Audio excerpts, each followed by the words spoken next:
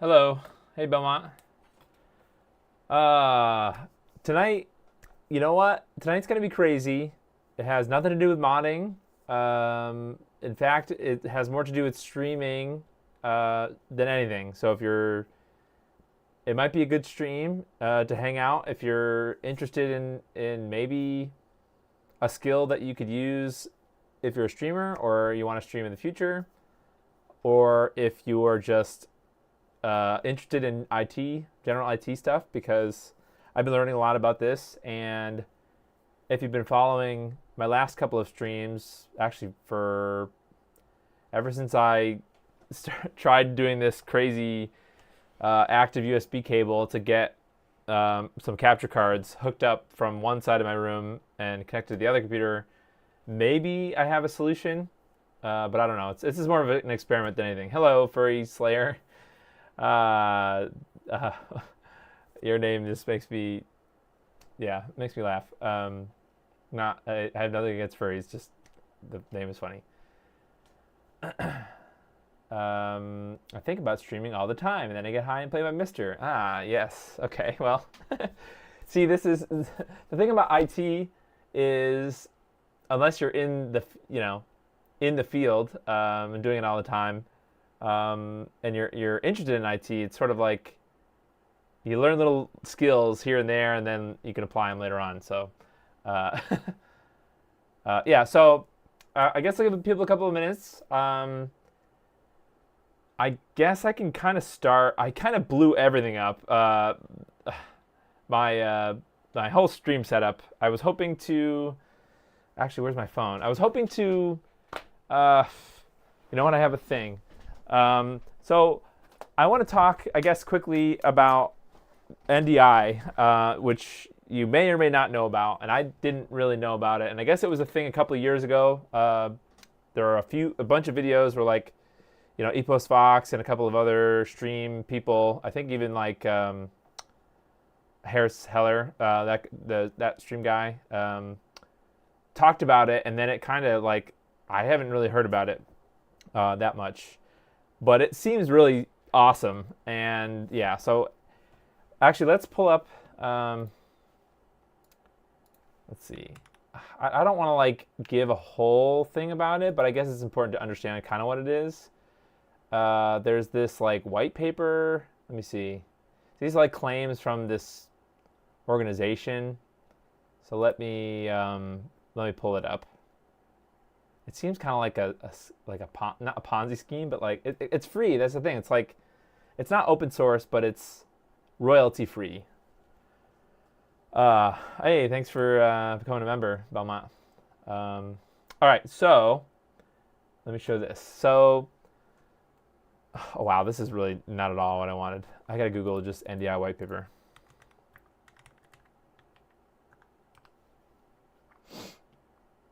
I guess 5.6. I don't know what the latest version is.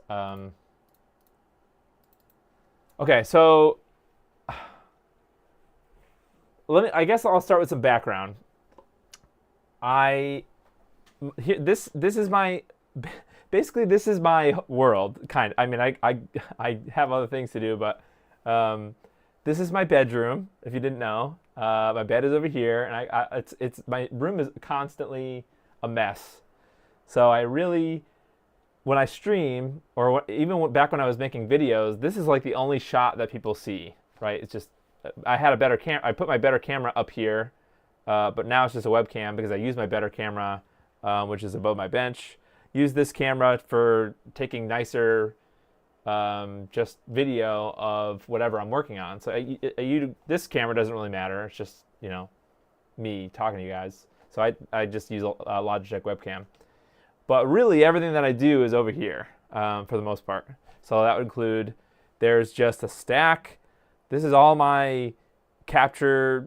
Well, it's my scaler. So let me, I have a light that I can turn on. So I actually can use, you know what actually I should do? I should do that now. Before I do, there's a way I found in OBS that I can like switch to the next scene without really switching to the next scene. So I'm going to use my I'm gonna use NDI without talking about it yet, just so that I can show you what I'm dealing with, and then and then I'll go back to what NDI is. So I can actually use this. I have like this little QR code. You're not seeing anything just yet. I can like cast my phone. Come on, you can do it. I can cast my phone. Share my camera. Yep. Triple camera. To this thing. Let me select. I'm looking at the comments. The main issue with using the network as transport is people try to use wireless. Okay, yeah. For best experience, you want a hardwire gigabit. Yep. Actually, we'll get there. I hope you stick around, Alteracious, because allow. I tried to stream 4K 60. By stream, I just mean, oh, hey, look at that. Okay, wait, ready? By stream, I just mean use 4K 60 computer output. I do have a gigabit connection to this computer. So I was using an NDI connection from a computer over here to my computer over here, and it literally is half a gigabit of bandwidth for one 4K 60 connection.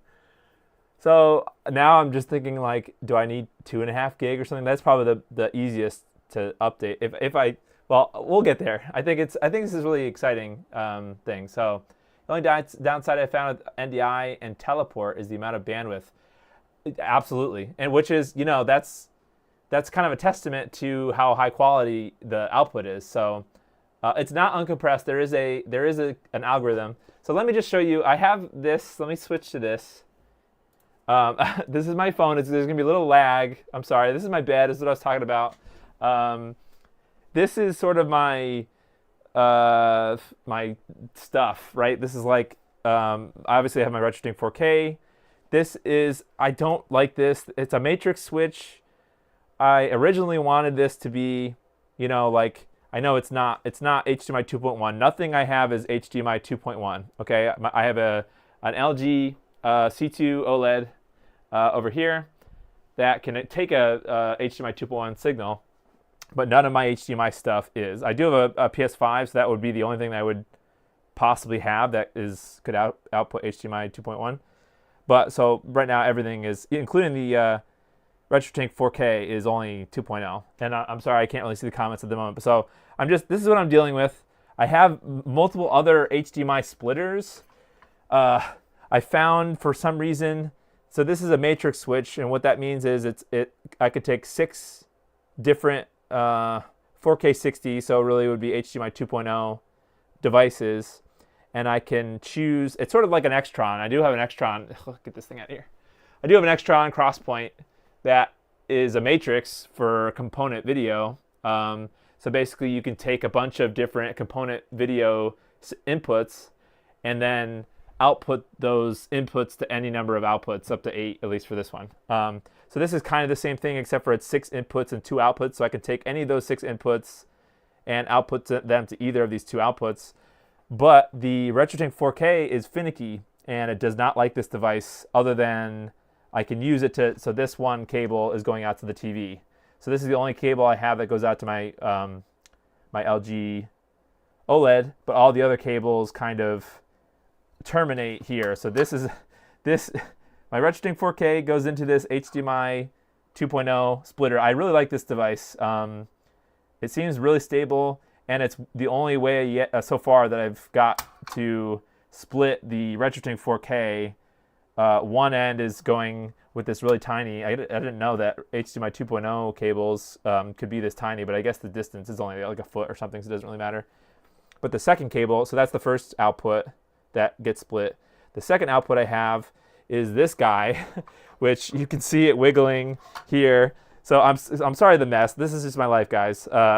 So this cable, this is the split, the second output basically coming from the RetroSync 4K, is literally, and that's just a pile of cables that always lives there. Literally, and I'm sorry, I have cats, so I just have cat hair and stuff all over the place. It's a 25-foot cable, and it goes all the way there, and eventually goes behind my computer to I have an AverMedia Live Gamer 4K in there. Not the newer one that does 2.1, just the old one. So before I hop back to the thing and read the comments, let me see what else I've got. The other cable that you can see, the black one, so the braided one is that HDMI cable. This flat white one is a Cat 6 Ethernet cable. I do have you guys never see this side of my room. I have just a gigabit switch. I have a giant Ethernet cable that runs down to my basement. That's where my router is, but it runs all the way up here to the switch here. So that provides my gigabit for my house, or for this computer. And then I have a second switch that this white cable goes to here. So that would be like my TV is hardwired gigabit, and then anything else that I want to plug in. So right now this computer, which we'll get to in a little bit, also is hardwired for now. I did try 1080-60 from a laptop, and it seemed to work okay. But we're talking about, the difference between 150 megabit and 500 megabit, and yeah, so that's kind of like some of the things that I have. I would really like, well, actually, I suppose I have two problems. One, right? So like one is that stability issue. I have that black cable, sorry. So the third cable that goes across my room here is this active USB 3 cable. And it goes to, and I hope you guys can still see. Okay, it looks like it's fine. Hopefully I haven't been just talking to nobody. Anyway, so this is that active cable. It's all taken apart, but it terminates here. You can see, it has a link. Then it was connected to I had this Sabrent powered USB 3 hub. So that was connected to the active cable and then plugged into this power strip here. As you can see, so then I was using these HDMI splitters to split the cameras. I have two cameras over here that I care about, really. One is my, no cable management. Well, it's hard when you're doing stuff all the time constantly and you need to switch stuff out and you have limited space. This is like a 10-foot by 12-foot room, and I sleep in here, so deal with it. This is my mirrorless camera, right? So that's the normal top-down shot that I have here. The second camera is my new microscope. So both of these things were going into, well, I don't have a third one of these nice View HD HDMI splitters that I have because I want to basically, with these cameras, I want to be able to both view them on the OLED, which is kind of unfortunate just because it takes up so much space. I wish I had honestly, I wish I had my smaller 4K monitor. But I want to be able to view it on that monitor at the same time that I'm splitting it to go to the capture cards. So there's these two, I only have two of these, and I really like them, but I don't have three, right? So I basically need three, one for the RetroTink 4K. Actually, I'm going to need another one soon because hopefully I should be getting a morph, I don't know, next couple weeks or something. So that's another conundrum. Like, how do I manage all this crap and do comparisons between the RetroTink and the morph? I'm not sure yet. And then I need a splitter for each of the cameras.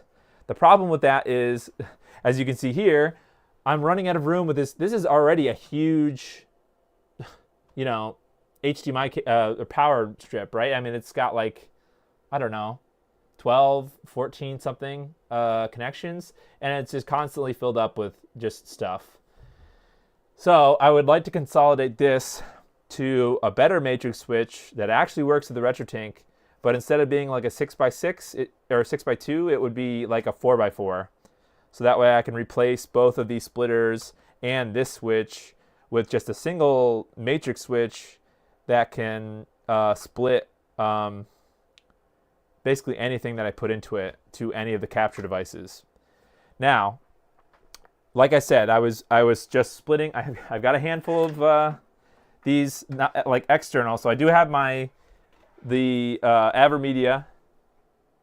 I'm gonna go back and read the comments afterward, but I have the Live Gamer 4K. That pretty much is always hardwired directly to that splitter that comes out of the RetroTink 4K. Just because I want the highest quality Well, the lowest latency, right? I need, no latency for this if I'm going to show it on stream. And I don't think these splitters add latency, that I can tell. But for everything else, basically the cameras that I want to capture, I really don't care. So I have a variety of basically external capture cards, and I'm just kind of getting them. So I have this, the Elgato Cam Link, that can do basically 1080 60s, what I want it to do. It can also do 4K 30, which I don't really care that much. I have a kind of a Chinese knockoff Cam Link. It basically has the same specs and it looks identical, and it's probably a quarter of the price. So these are really awesome, actually. On AliExpress, I think it was like $25 or $30. USB 3 connection. So that, as far as I'm concerned, this is identical to the Cam Link. So if you're looking in the market for a Cam Link, I mean, I would get that instead for a quarter of the price. But I also have my old Magewell. This is what I used to use before I got the Live Gamer 4K to capture the RetroTink 5X. So this is really nice. The only problem with this is it did not work at all in that USB hub extension thing. So that's why I can't use it. So that's kind of what I'm working with. I guess I'll share the specs of this computer, because obviously this computer is going to be important for NDI and what I'm going to talk to you guys about in a second. But this is I think it was less than $200. I bought it on eBay. It's an Elite Desk, HP Elite Desk. What's the spec? It's a HP Elite Desk 705 G4. It has a Ryzen, I think it's a 2400G processor. So I guess one of the things I'll also mention is it's running Windows 10 right now, but it does not meet the requirements for Windows 11. So what that means is next year, at the end of next year, it's like October 2025 or something, I'm essentially not going to be able to use this computer because, maybe it's a little bit paranoid, but Windows 10 that's when Windows 10 support is going to be over. And that means that there's not going to be any more security updates for Windows 10, as far as I know. Microsoft could change their mind and keep supporting it, but just the way things are now, basically Windows 10 is going to stop being updated, and that makes it a vulnerability. Any computers that run Windows 10, if they stop receiving security updates, not saying that it's going to happen, but it could happen, where you could expose your network to it's just a vector, an attack vector for your so that's a lot. I'm sure a lot of people have computers that don't meet the minimum requirements for Windows 10 or Windows 11. So just something to think about. This is just a computer I already had that I was using for Parsec. If you guys don't know what Parsec is, it's kind of like an RDP client, except for it's very low latency.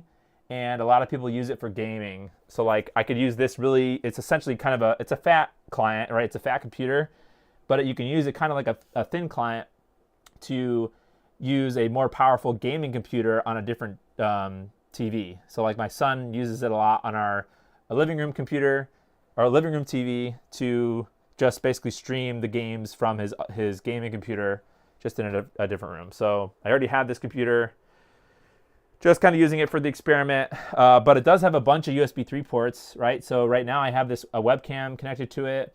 This is just for wireless mouse and keyboard, but it does have 4 more USB 3 connections in the back. So I could theoretically plug in all the other all my external capture cards at the same time and get video at least into this computer. Yeah, so I hope that's enough background. Let me switch to this. All right, hello, I'm back. So that means I don't need this anymore, just for now. Hopefully that was okay. I know it's a lot, but like this is what I keep talking about every time I'm like, oh man, this is not working. So I was using NDI like a client, like a web client. Like I don't need to install anything. It's just a browser plugin, but it captures the video output of the camera, not necessarily the browser. So let me scroll back up, and I want to look at the comments quickly. So we were 4K 60 uncompressed to be massive load. Yep. Let me see that console cabinet. Oh shit, I didn't even look at it. I'm sorry. Well, in the end, if I have more time after we set things up, I can go through. I can go through and show you what's in there. Plus, I have just stuff all over this room. Let me see. I just saw yourself in 720p. Actually, that would have been. Actually, I don't know what output that my iPhone was doing. That's funny. Easiest way to put a second NIC in both PCs and a crossover cable. The problem is, this is a mini PC, so I don't know what connectivity options there are.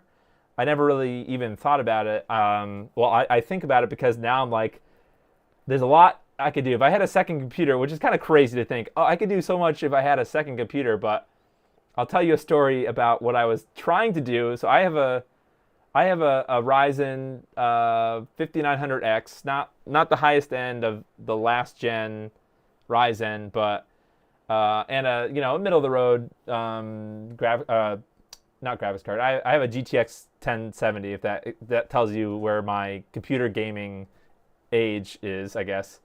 But a decent MSI motherboard. Well, okay, I guess I'll tell that story. So I was back when the Morph was first, when they announced that they were going to come out with the RetroTink, the RetroTink Morph, that's funny. The PixelFX Morph. This is another 4K 60 capable scaler. I wanted to be able to test them side by side, like on the screen at the same time. So like split component video output and go into both of the scalers and then have them both be captured. I actually bought a second Live Gamer 4K. The problem is the motherboard that I have does not have a second. So I have basically I only have two, I guess, full-size PCIe slots. So one is for the graphics card, and the other one is taken up by the first Live Gamer 4K. So I literally bought a second AverMedia Live Gamer, and I was going to put it into this computer because I really don't have anything else connected to it. But it doesn't have a third full-size slot. So if I was going to do that, I would need to buy both, a second. That's why I returned it. I would need to buy another AverMedia card, and I would need to buy another motherboard for this computer. So I've been thinking about like buying another computer anyways, just to handle all that. But I figure, I probably could get something cheaper, maybe like we'll talk about it, like something to replace this computer instead of buying another mini computer.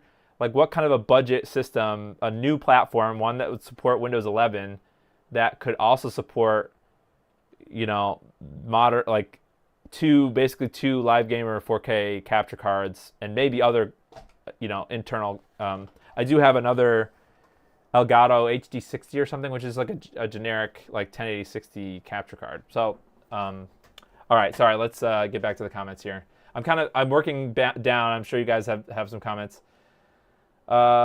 Easiest way is a second NIC. Yep, so that's what I thought. So yeah, I thought about that. So like have a 2.5 gig network basically between, so like a straight, well, I guess it would be crossover. Actually, do modern NICs even need crossover cables, or can you just do a normal cable? I'm not sure about that. Because then I could have a 2.5 gig connection. I think that would be the cheapest, because 2.5 gig NICs are like $25.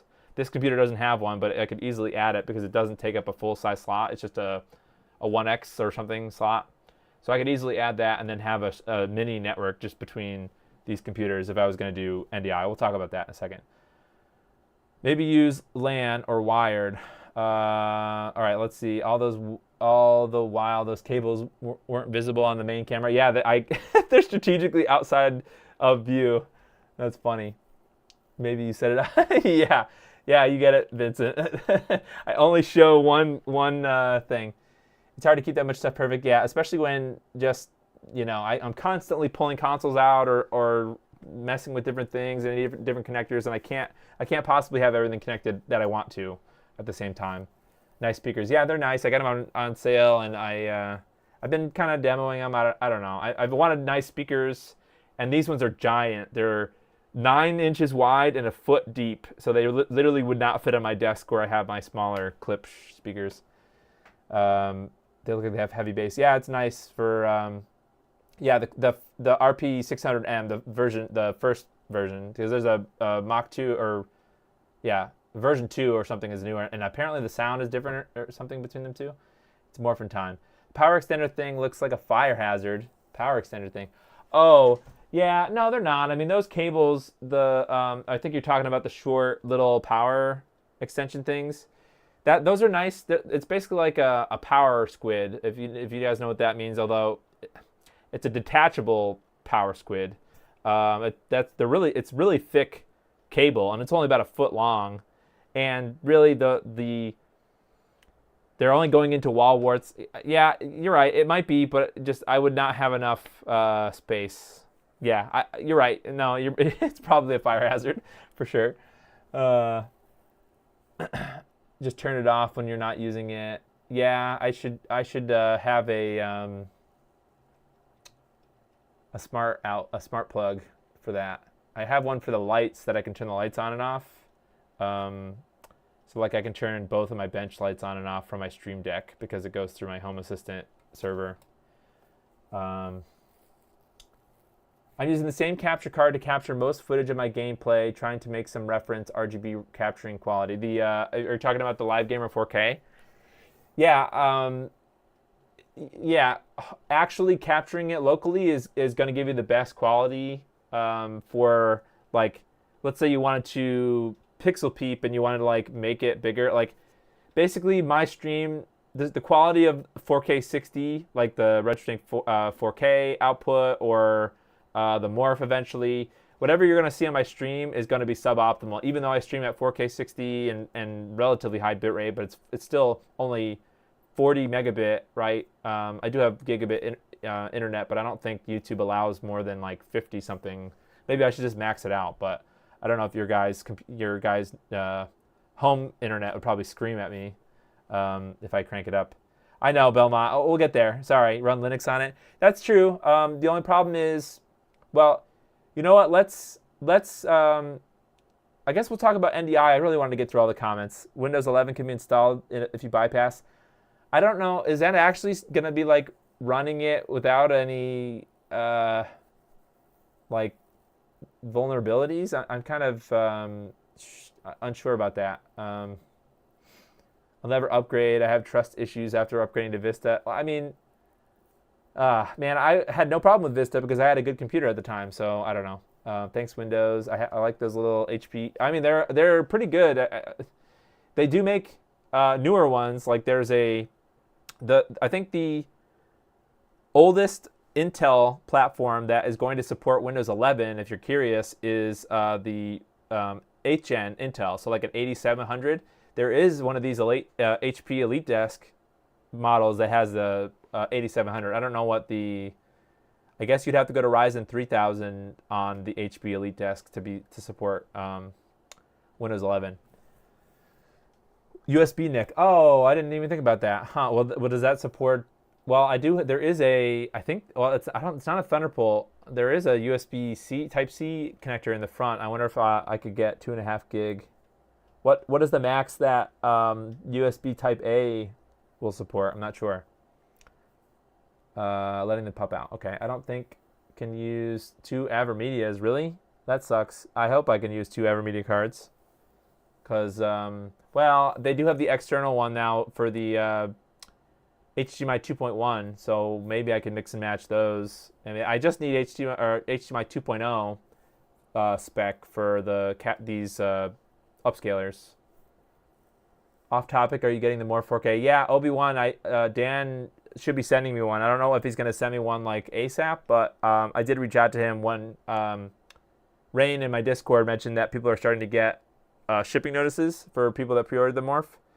And I asked him if he would still send me one, and he said, yeah, and I gave him my address. So that's what made me think about this is like I'm super unprepared because I just need a better organization over here if I'm gonna be able to split. So like, unfortunately, I wanted to not get rid of it, but like take it down from here because it's kind of a beast and it's really obnoxious to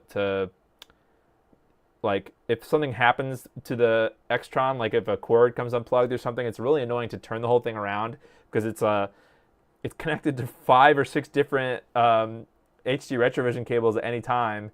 And it's just, I don't know, pain in the butt. I wish I had BNC retro access cables instead. So anyways, I'm trying to gear up for the morph, and that's why I can't really get rid of the Extron, because the Extron will allow me to duplicate any of the signals. So like if I had one component input, I could split it to two outputs at the same time. Although I did hear about, did you guys see this? I know this is off topic. We haven't even gotten to what the hell NDI is yet, but I think it is Consoles Unleashed. Where is it? Replies, likes. I thought that was today. Oh yeah, here it is. Consoles for You, yeah. And ManCloud are working on Consoles for You, and ManCloud are working on it's kind of like a what is it called? The Infinity Switch, except for just component. But it's kind of neat because it allows you to do, well, according to this post, any number of inputs and any number of outputs, which would be sick. And it's vertical, which I like that, or I hope it's vertical. I like the vertical orientation instead of like the cables coming out of either side. I think that this is going to be really, not Consoles Unleashed, it's Consoles for You. Those are two different people, but yeah, I know what you mean. So this, I think, it would be sweet. Even cooler than that other, what was that thing I showed the other day? The Games Camp or whatever the heck that Brazilian one was. I think this would be nicer. Well, it depends on the price, I suppose, too. But yeah, I think this would be really cool, and it would kind of solve my problems. Assuming it's auto switched, I'm not really sure. It just says modular YPVPR stream or switch. Oh, it's called the Viper MS. It's interesting. Not sure if it's going to auto switch either, so that's kind of a big thing for me. I don't know either. It'll have 2 times the USB micro ports in case one breaks off. What do you? Oh, yeah. It just has redundant USB micro ports when they shear off. It just, yeah, that's funny. Games Care, yeah, okay, it works pretty well. Yeah, it looks nice. The only problem is it is kind of pricey. If you max one out, it's like max it out. I mean, you get all the connectors that you need for all the possible inputs. So for 6 input, 2 output, you're looking at $180 and whatever shipping is. So, I'm hoping, not that I have more than 6. I probably have 6 different types of cables, component cables that I care about. All I really care about is having 2 outputs and auto switching, I guess, and just small form factor. I hope it would have USB-C. I really am getting tired of different equipment having its own power brick. That's kind of my struggle here. If I just had one USB-C distribution block or something, like one USB-C power delivery thing, I would hope that any new device that I get in the future would have a USB-C cable. Like, isn't that because then I could have not this tangled mess of spaghetti, and then everything could get powered off of that. I know that there are HDMI splitters that run off of USB-C input, so like that would be nice, and then I could eliminate some of the power bricks here and have more space. So, Games Care, yeah. I'm making jokes based on Twitter rants again. Oh, jeez. Well, no, it's fair. I'm lucky that I have a G SCART and that has a barrel jack, so I was lucky to not get any of the ones that have the USB-C. I would be mad if I spent $300, and although I don't know, you probably are forcing a USB micro cable in. I don't know. It's just a bummer, especially if you don't know how to solder. Then it's just like, what are you supposed to do? Okay, so long story short, NDI, it's kind of an interesting thing. I'm not even going to bore you guys with the white paper, although there are specs and things, and it's supposed to be compatible with, I guess I'll show you this. It's like a network. What does this even stand for? Network distributed? No. Network device interface, which is kind of a terrible name. I think it's a video centric. Oh, okay. Let's read just this little bit of the white paper of NDI. So it says the paper is intended to deliver the essential facts or propaganda with best practices for professionals. The wonderful thing about NDI is that it can be utilized on almost any gigabit network. However, as production needs grow, additional considerations will be required, which this paper will cover. Okay. Hey, Bonzo. How's it going?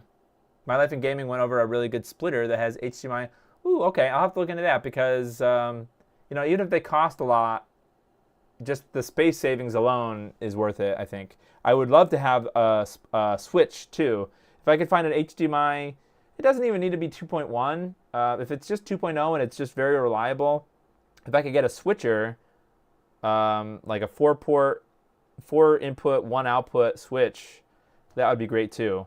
The problem is this matrix switch does not work well, and so far any other HDMI switch does not work well with the splitting the output from the RetroTink 4K. So, wait, who's Bonzo? Bonzo is a cool person who owns Bonzo's Retro.shop, and he's just a swell guy. Okay. So let's go back into this. So it says, we believe there is no video without connection. Wow. This is kind of weird. The feature of video is one in which content is transferred easily and effectively via the IP protocol.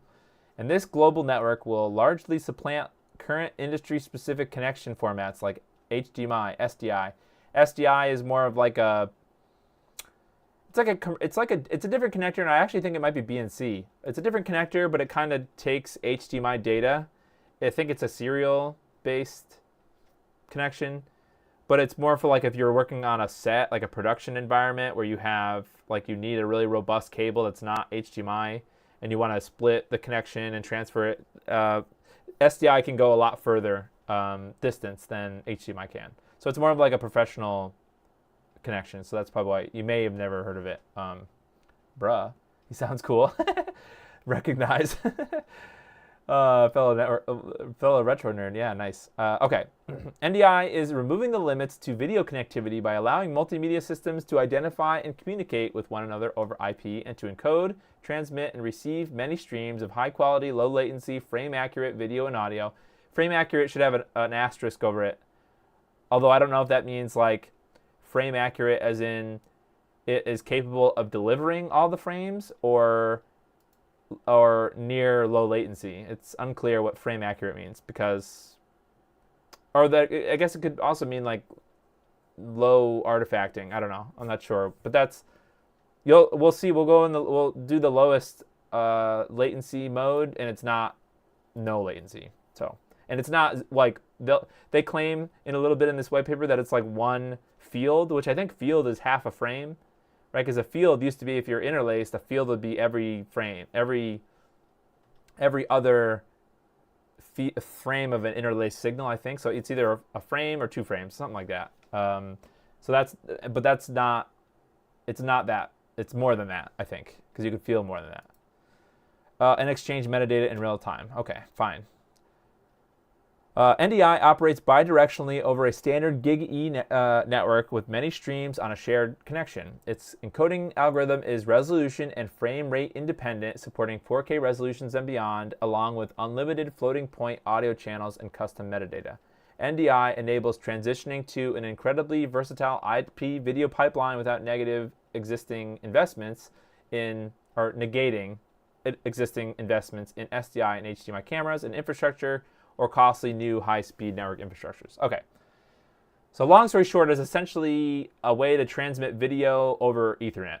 I'm not even sure if it would go over the internet, and I'm not sure if it's the same as I guess it is. It's a packet. Like I don't know how familiar you guys are with networking and like just what goes in your network, like what stuff can navigate it. But like TCP/IP and like HTTP, like the actual connection to the internet or websites, those are kind of 2 separate things. So you can send different things over a network connection that are not necessarily network, like traditional like file network transfer or web traffic. So thanks for the plug. Does NDI let me pull all of my computers in a server rack in the basement and then have monitors, TVs throughout my house?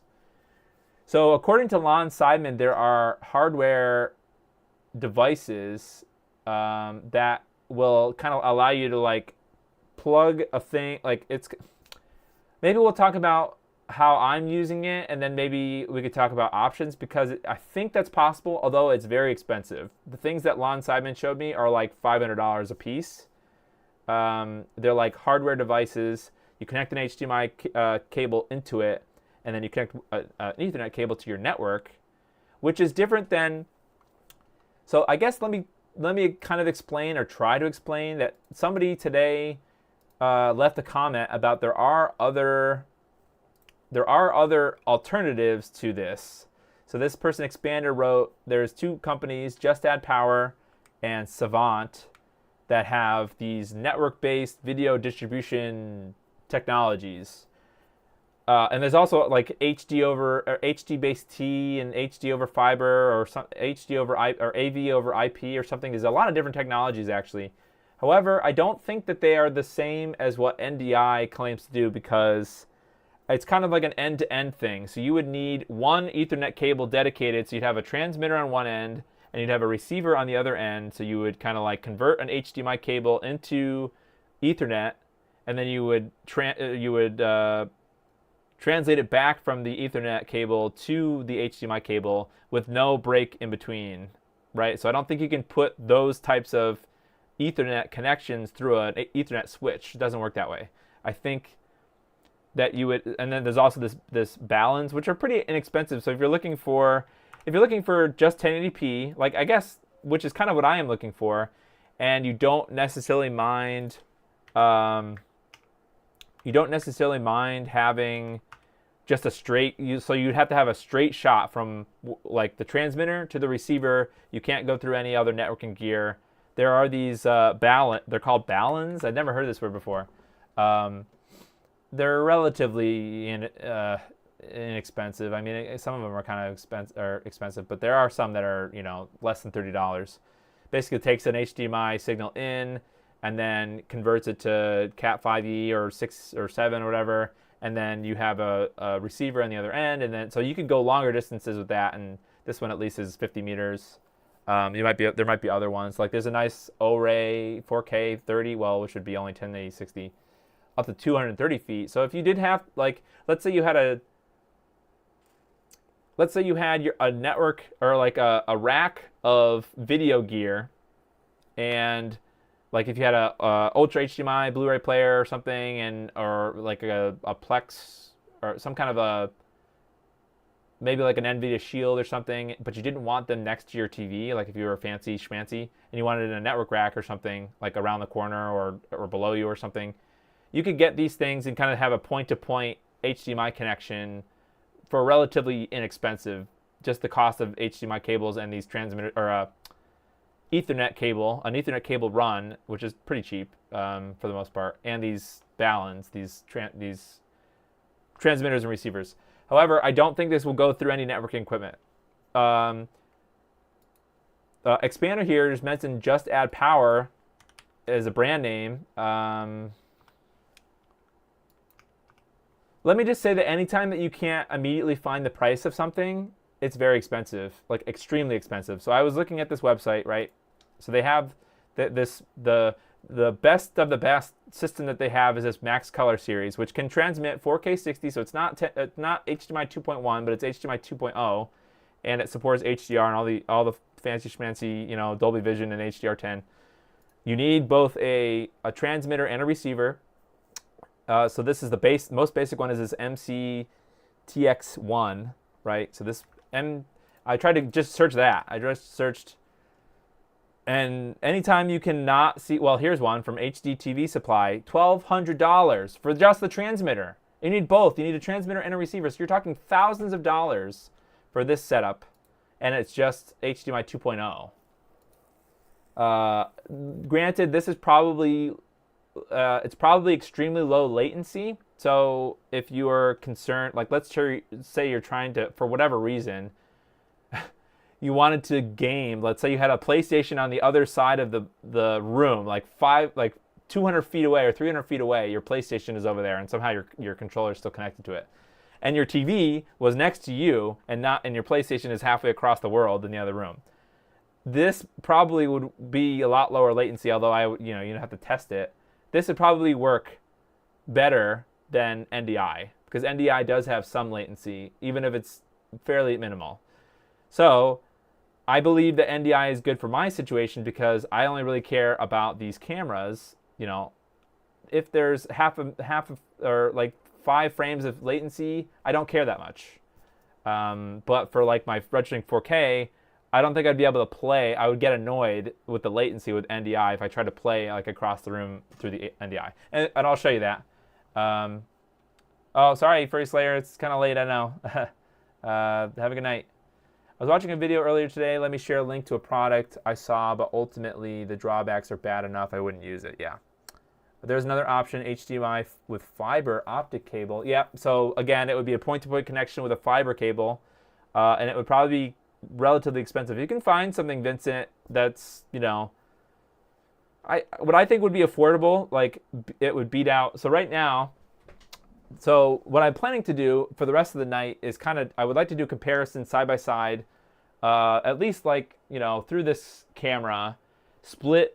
One would be an NDI stream, and the other would be a 25-foot cable. So I did buy some more. These are they're not 8K ones, but I like this Power Bear brand. They're not sponsoring me or whatever, but like they're pretty high quality. They seem like they're nicely shielded, and they're like they have these braided jackets, so they just, I don't know, they kind of feel good. And this is a 2-pack of 25 feet. HDMI 2.0, basically 4K 60 cable.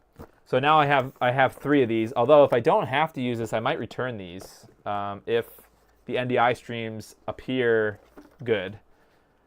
So I guess what I'm trying to say is I'm really just looking for this specific use case. My room, basically, I want to have essentially 2 computers, right? Kind of, It is nice now to be able to look up documentation and stuff on the TV. And be able to switch back and forth between, I want to see the documentation or I want to see the output from the cameras or something. Let's see. There are also HD over IP, networks using standard protocols and multicast. Oh, okay, so they can be networked. I did kind of look a little bit of at HD, that HD over IP spec. There's also HD base T as a different spec. There's different specs for this. We use them at work. Many inputs, even matrix modules, 4x4 streams and such. Then you have a receiver at each TV, and you can tune individual streams. Oh, that's cool. So you can select it. So it is kind of like a matrix. Any system that I've seen like that. So I have been eyeing this O-Ray. It's extremely expensive. Not extremely, but I'm like, $500 is a lot of money for me right now. I'm getting a new boiler for my house, and that's 10 grand. So can't really spend money on things. That's why I'm like, I got to use stuff in my house. And that's why I might even return these HDMI cables, the long ones, if I don't need it. I don't know if this is what you're talking about, Alteracious, but there are this extension matrix, which is like a box, standalone box thing.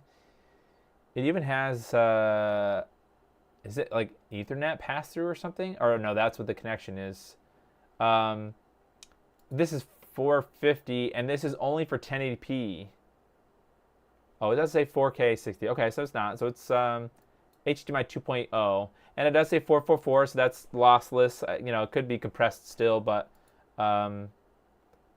using PlayStation Remote Play, hookup camera on the PS5. Yeah, that's possible, I guess.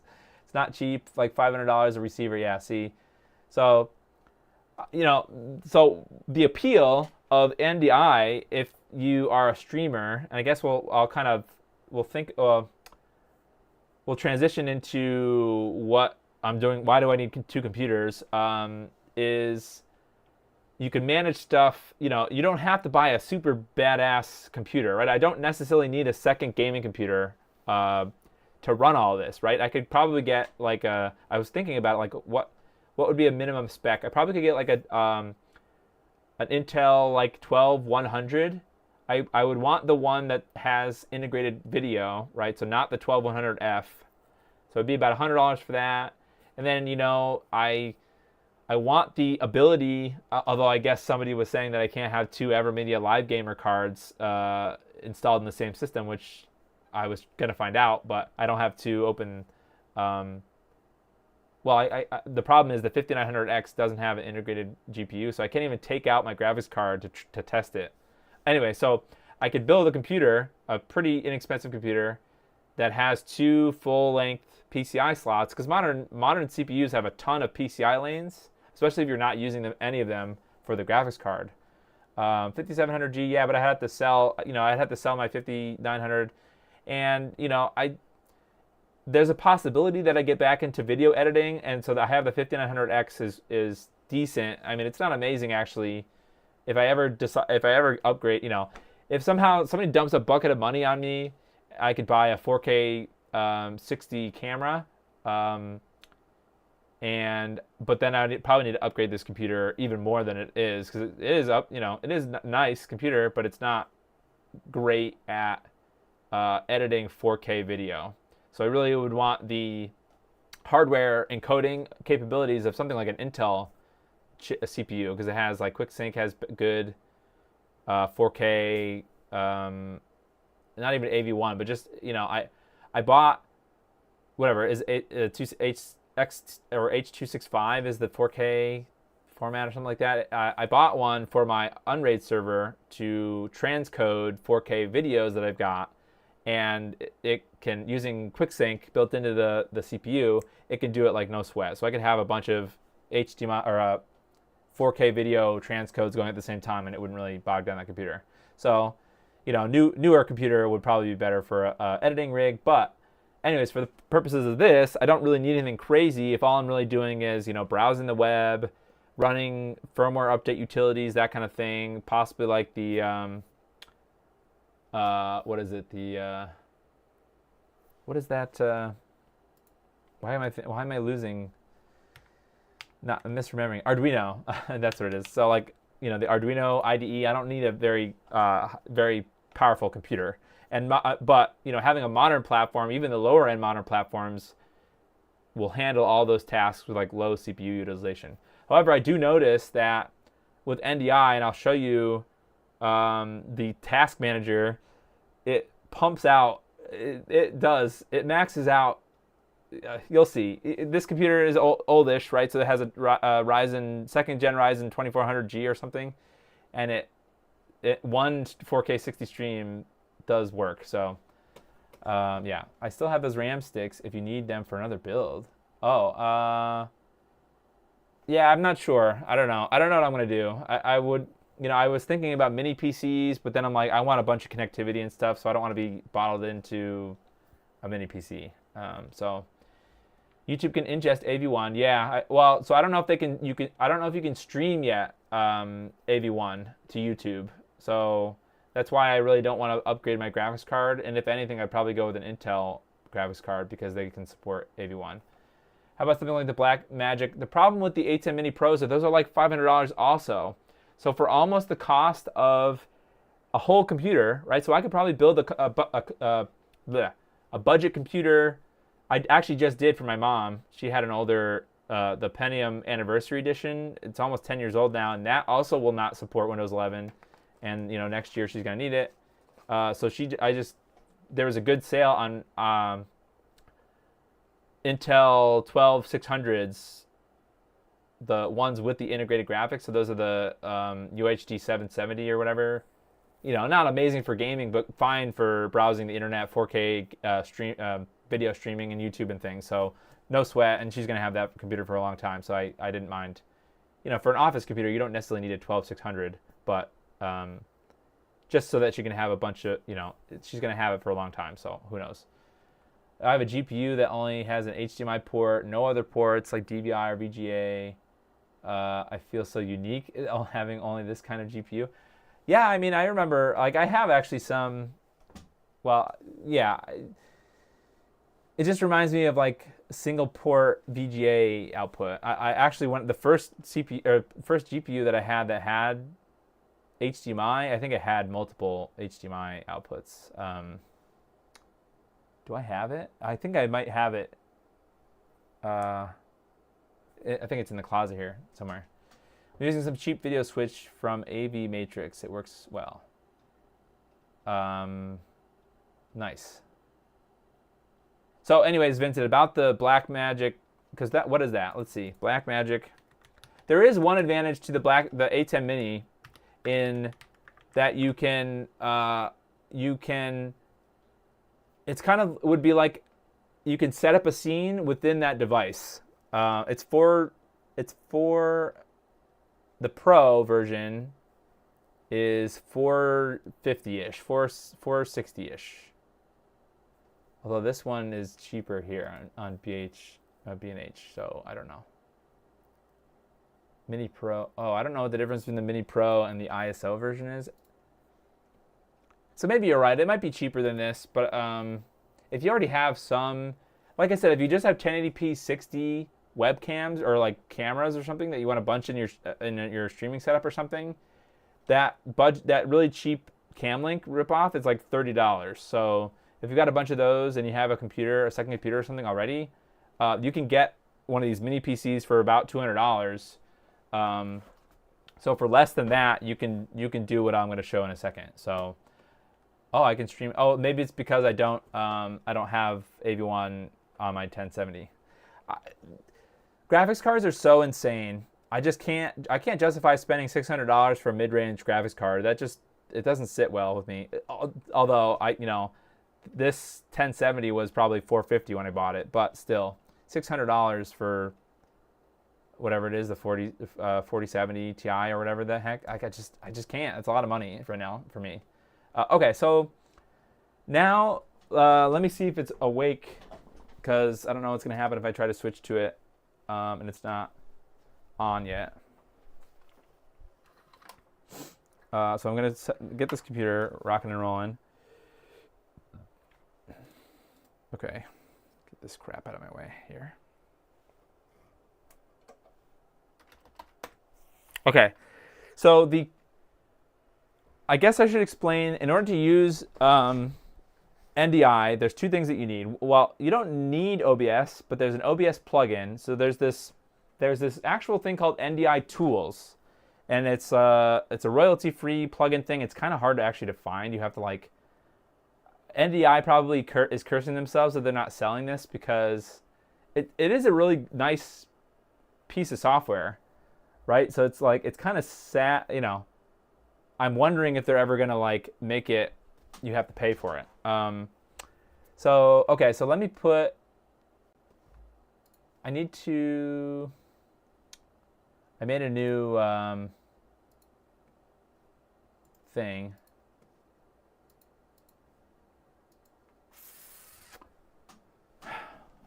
I have to open OBS, I guess. Yeah. Actually, when I can do this. So how NDI works is you can have a bunch of different video sources, like streams going, and then you can access it on any other computer that also can access NDI. So for example, I've got OBS running on my computer. That's what I always stream with. I have NDI tools installed, and I have this OBS NDI plugin that lets me use or view NDI sources in OBS. So I also have this NDI tools thing set up over here, and you'll be able to see what it looks like in a second when I connect it. But I can do a screen capture running. Let me see. Do I have to change it? Oh, that's cool how it keeps the previous settings. So that's nice.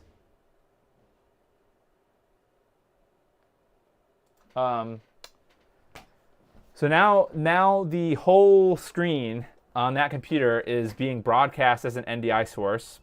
So I guess I was messing with it before, and I don't know. So now I can. You can't really see it. I guess I'll show you over there what I'm talking about. I can see now that computer is broadcasting its screen as an NDI source. So all I have to do is select it, and keep in mind this is a 4K 60 stream, right? So that monitor is 4K. The computer can connect to it, and it is also 4K, and so now you're seeing the output of that stream, the 4K 60 stream. So just to, I guess, I'll show you the performance of it. I mean, there is some latency, and I'll show you that in a second. We're going to have to do comparisons. I hope I get that far, because this is kind of nerdy stuff. So this is that NDI tools thing I was telling you about. But if I pull up, if I pull up like a YouTube video, I hope it's not. I don't know. Let's pull up Mr. Beast. I hope he doesn't demonetize me. I don't really care. Shopify helps you sell at every stage of your business. You guys should also be hearing. I hope it's not. Like that ready to launch stage. Turn it down. That open for business stage. So let me go full screen. I'm gonna spend the next 7 days buried Let's alive see. under What else do I need? 20,000 pounds Mr. of Beast dirt. only This is uploaded the scariest thing I have ever done. So is this, Well, I guess it's is this Bury me alive. display? No, it's. Oh, that was scary. This has got to be terrifying. I guess pretty Mr. much Beast most only people's worst uploads in fear. 4K. Oh my So let's god. get a. Let's that dirt find is a. terrifying. Brace yourself. Let's find a 4K. 4K test stream. I don't know.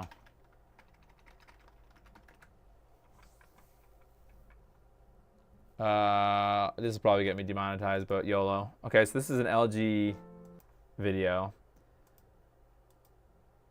So let's set it to 4K. Let's display 4K. You know, it probably is going to be unimpressive to you guys because it's already being compressed, but and it's you're watching a YouTube video, so it's kind of you know it's already been compressed by YouTube, but like I'm streaming that from that other computer, right? And then I'm going to pull up the task manager and kind of read you what's happening. I'm assuming on that computer that the GPU is pegged, whatever the integrated graphics is. But my 1070 is pegged at, or is at 35% activity right now. This is kind of low, so I feel like something is off. But my Ethernet is, well, I mean, I'm also uploading to YouTube. Oh, it does say send, so 40 megabits. So receiving, it's like 150 megabits right now, which seems weird. Maybe it's misconfigured somehow. But we're watching, you know, that's not bad, I think. You thought you were getting an ad.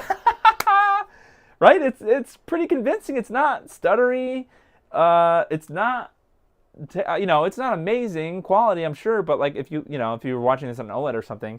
So now what I could do is like I could put in the scene, it's called that. I could put, like, just to prove, I mean, I guess you don't need proof, but like, hi, like I'm here now, like I can mess, because this is a video source, right? It's not like it's a whole scene. I could add things to it and do stuff, right? Like, so basically the screen capture is now a source that I can use in OBS. Not start. Oh, I know. Yeah, I should probably do that. So let's see what else. Okay, so that's kind of the first thing, right? So like, actually, I'm not logged in on this computer, so I don't think there's anything sensitive. But the thing that actually is neat about NDI. Oh, look at it. This. I've got a webcam plugged in over here. Let me get rid of this thing. See you later. I can talk to you over here. Hello.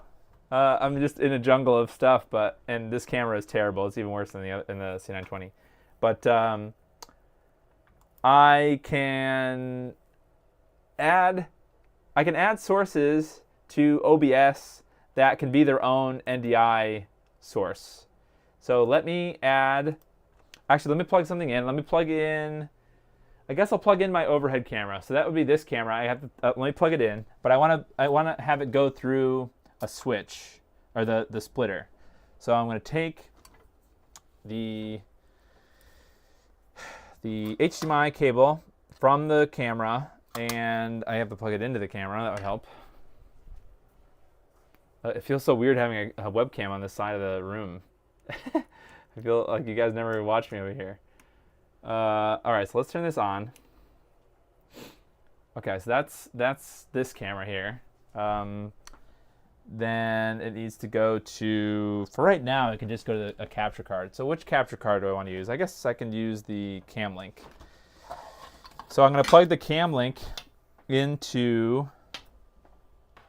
the back of the computer. Hopefully it doesn't explode.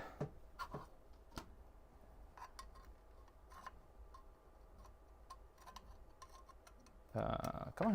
Oh my gosh. I'm having HDMI cable problems. Hold on. If you guys are talking to me, hold on a second.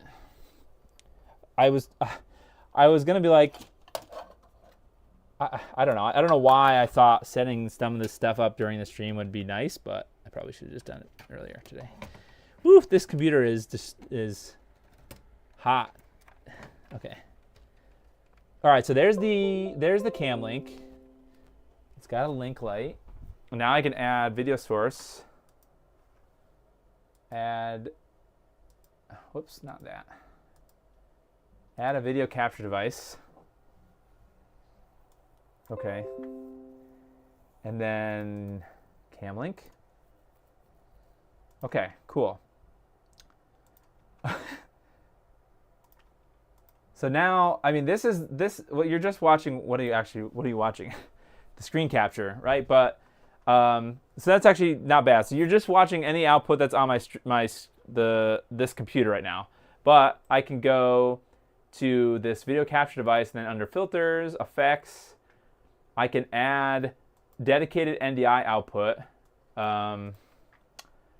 And then I have to name it something on give it an NDI name. That's what's going to broadcast itself for other NDI things to see. So this would be, I don't know, overhead camera. Oops, not camera Q. And then let me close that. So now, without needing to do anything else really, I think I have to have OBS running. But now I can go here, go there, I can go that, and then I'll turn latency to off.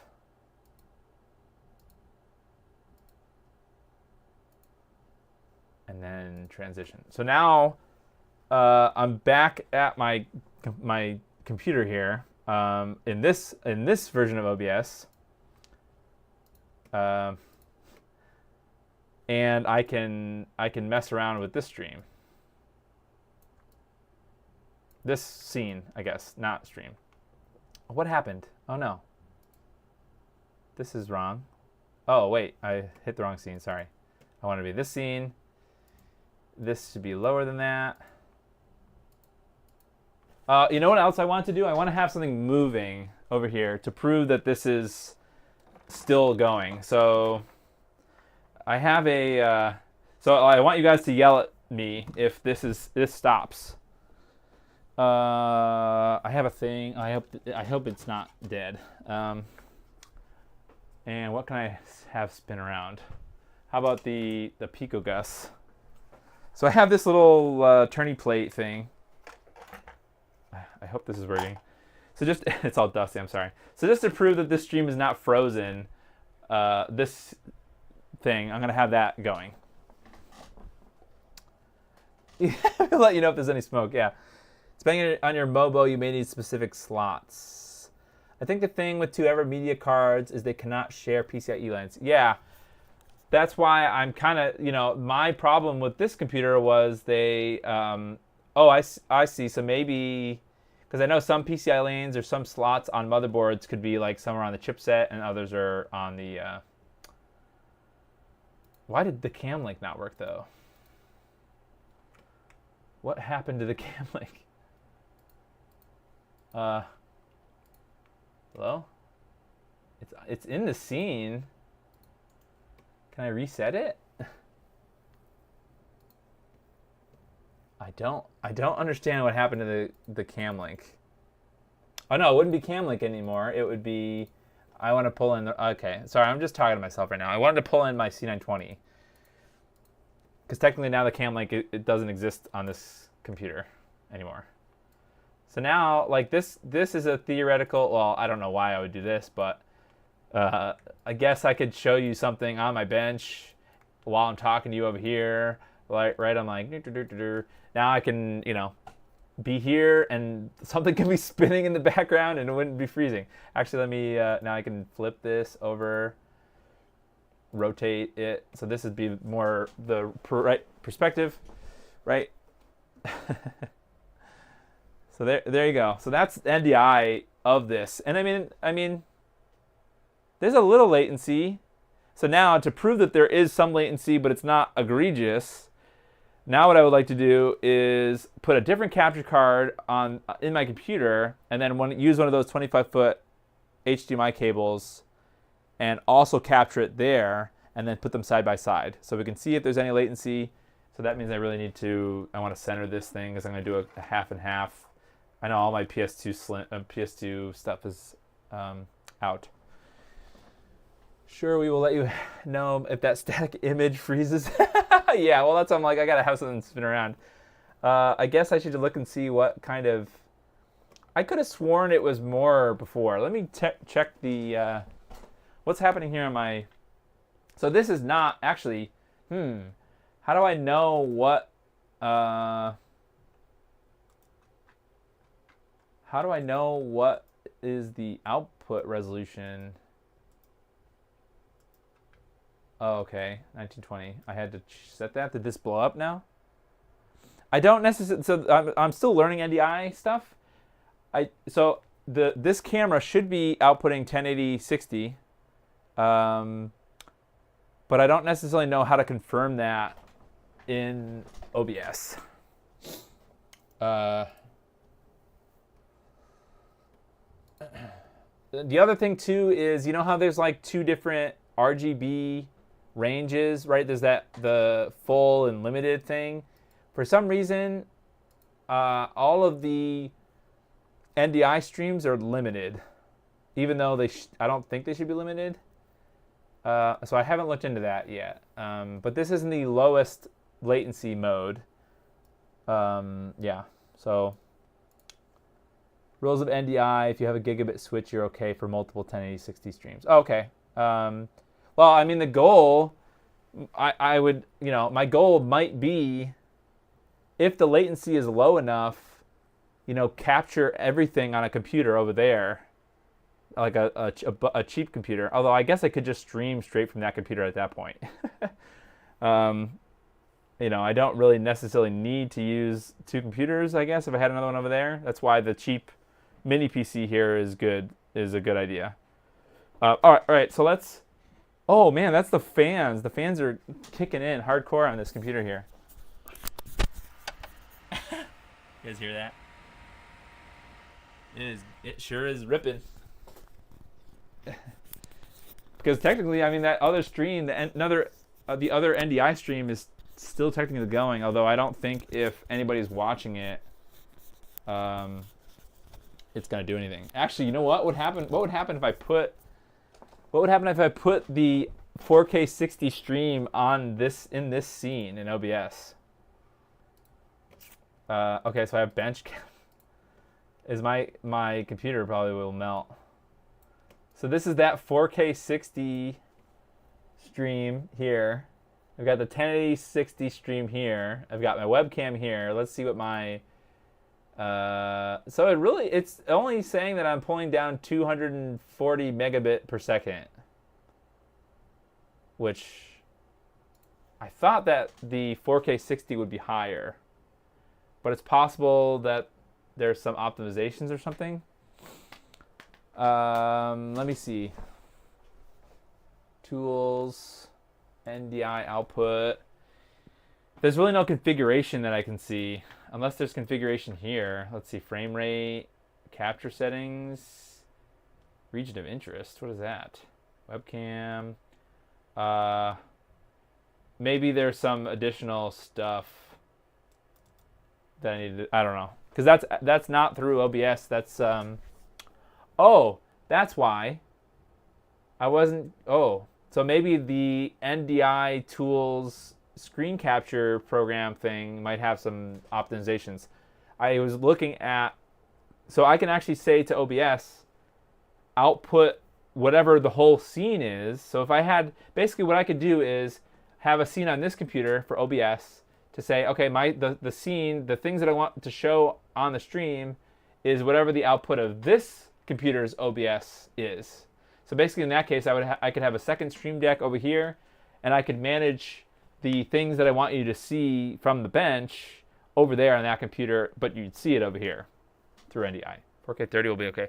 Well, it's not okay or not okay. It's I want to see I want to let it, I want to blast it. I want to see what the limitations are.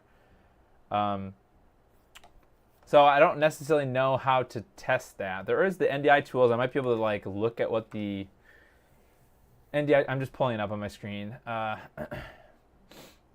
There is like a studio monitor.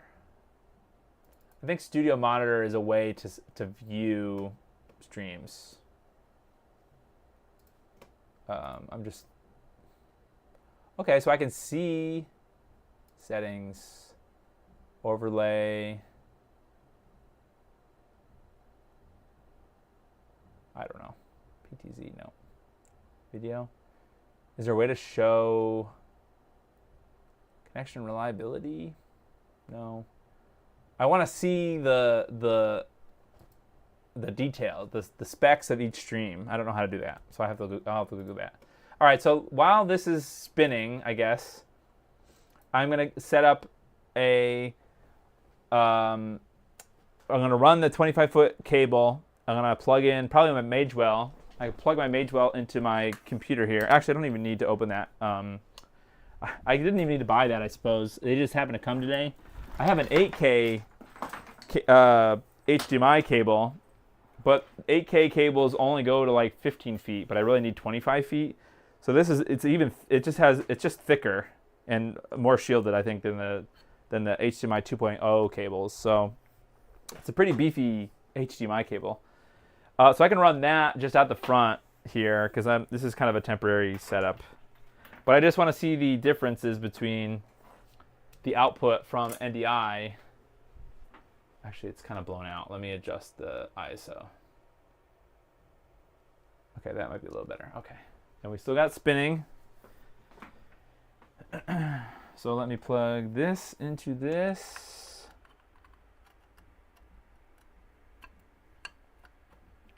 And then let me run this.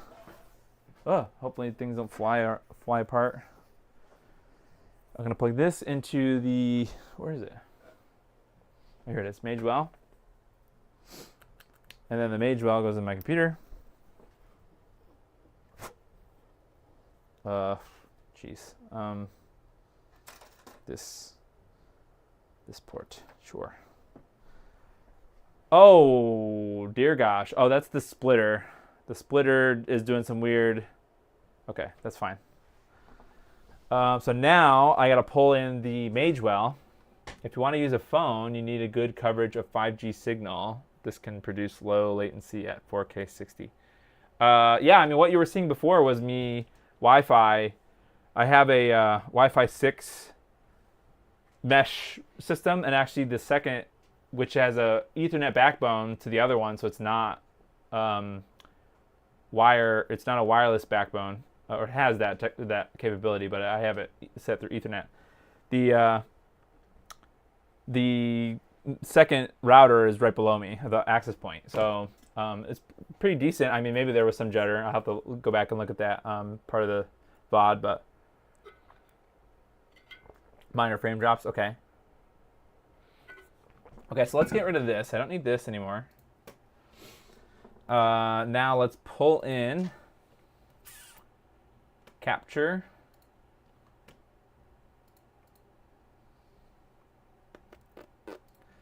What is this going to be called? I'll just call it Magewell. And then I want to select the USB capture HDMI. Yep. I'll leave it on the same resolution. 1920 by 1080. Yep. And then I want to do one of these. Then I want to rotate it. And then I only want to show half. Okay, so, and then I want to put it below me. Okay, so on the right is the Magewell. On the left, oh, it's not even, see how there's a little bit of latency if you stare directly at the seam. It's low latency though. I have to say, it's damn low. You can see the seam, but I mean, that's not bad. You can also use SCR CPY through USB cable in case you are using an Android phone. Oh, I do. There is a some kind of a hardwire app or something, some kind of thing for the iPhone. Yeah, I did notice that. Which it wasn't really possible before because it would always give my computer issues when I was connecting it through the active HDMI or the active USB 3 cable over here. So that really wasn't doing me any favors, and I'm glad now that I can connect more things to this computer. Although now it's loud. It's not super loud. You guys probably can't hear it, but it's annoying. Oh, are you guys hearing a bunch of noise? Oh, you're hearing me. How are you hearing me? Like twice? I don't know what's happening. I have a bunch of NDI source audio things going, so maybe you were hearing me a few times. It's close. I mean, I maybe it is frame. I don't know if I would necessarily play a game through it, but if you ignore the latency, which the spinny boy thing kind of shows us, are there any quality differences? This is only a 1080p 60 stream or output, so not necessarily the highest source quality in the first place. It does work pretty well, and I'm sad that it's not going to support Windows 11. Let's see the frame rate, or the not frame rate, the task manager for this computer. Okay, the Radeon whatever internal graphics, the Vega 11 is at 96%, so it's basically maxing out the GPU on this thing. It's only taking up 5 gigs of RAM, so you really don't need a very heavy-duty computer. And the CPU is only sitting at 60%. Granted, I only have 2 things going into it, or not technically. Actually, let's get rid of this too. That might make it even better. Get rid of the screen cap. So now I'm only having, well, oh yeah, that actually did take some CPU utilization. So what I was talking about was the screen. The NDI tools thing has a screen capture utility that can still transmit this screen, the 4K 60 screen. So now it's only down to 78% or 80% GPU utilization. So that's basically probably trying to render this video, the OBS window. And CPU's sitting at about 50%. And keep in mind that Ryzen 2400 is pretty old. It's oldish. A even newer CPU would probably handle that better. And with like QuickSync, it has the hardware encoding stuff built in. I wonder if that has a performance increase with NDI. So I don't know. I mean, it's 100% for sure fine for what I needed to do for these 2 cameras. And actually, I should probably connect the microscope just to see if it works. It should. So I have a third capture card, and now I just have HDMI cables all over the place. I have a third capture card, so I'm going to plug that directly into the back of the computer because I don't have a third splitter. Plug this in to there. Oh my God, it's very hot, man.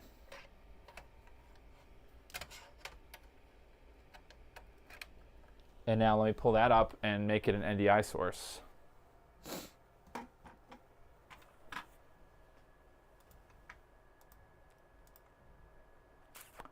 So video capture device, I know you guys can't really see this, but this is whatever, video capture device 2 is fine. And then it's the USB 3.0, and then let's give it a custom resolution. Oh, you know what? It's probably not on. And then turn it on. And actually, I could have, oh no, this is not plugged in. Oh yeah, it's not plugged in.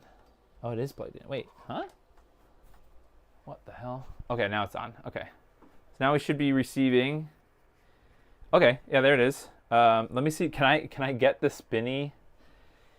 Can I get the spinny? No, I can't really. So I can't really prove that this stream is.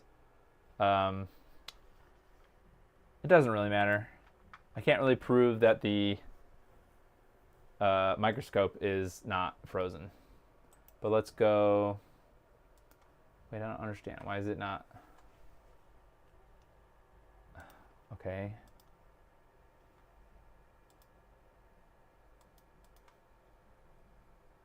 Oh, it's probably because of the scene. Okay, yeah, that makes sense.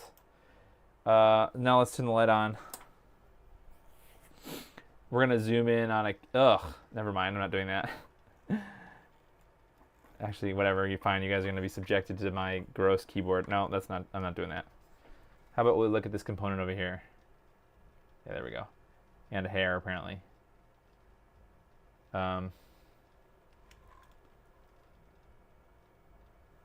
Okay, so now I need to add a filter, and then I need to make. Look at this is what I have to deal with. This is just nonsense of just like stuff all over the place.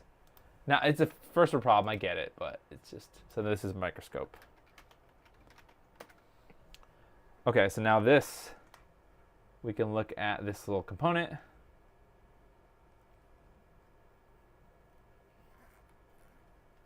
Sure.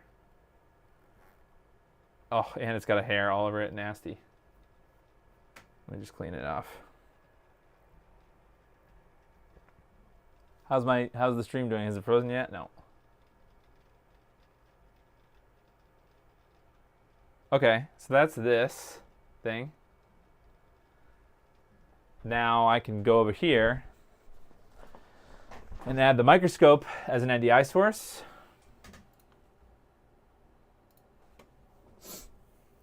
Let's call it microscope. And maybe I didn't change what it was called. I found it. I just apply changes. There we go. Let's try that. Now, will it change the name of it?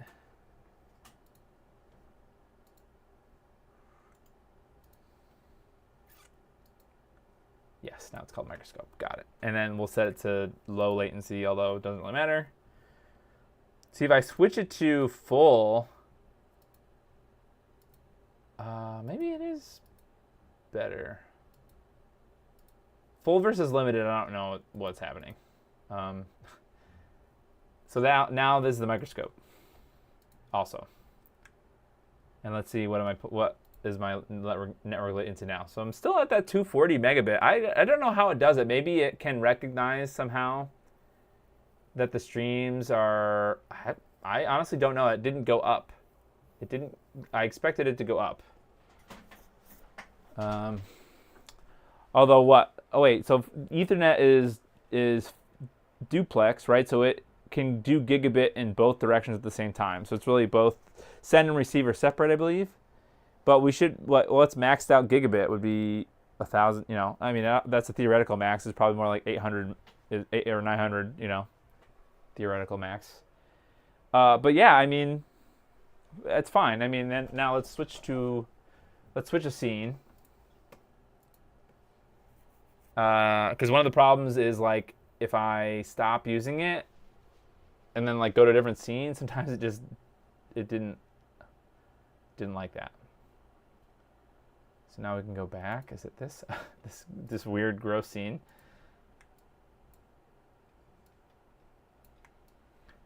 Is that a Game Gear cap? No, this is a it's a cap from the PS2 Slim somewhere that you have to remove when you do the Retro Gem install. Ryzen 2400G is from 2018. That is interesting. Is that Ryzen 2400G Windows 11? Probably why the company got rid of it is because they probably upgraded to computers that could support Windows 11. Yeah, it doesn't support AMD 2400G. Like you said, I probably could work around it, but it would probably be less secure.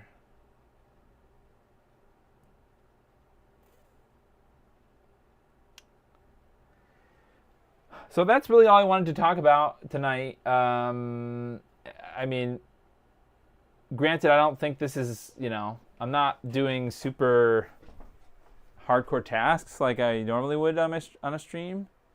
Oh yeah, look at the latency a little bit. It's not no latency, but it's good. It's pretty good, right?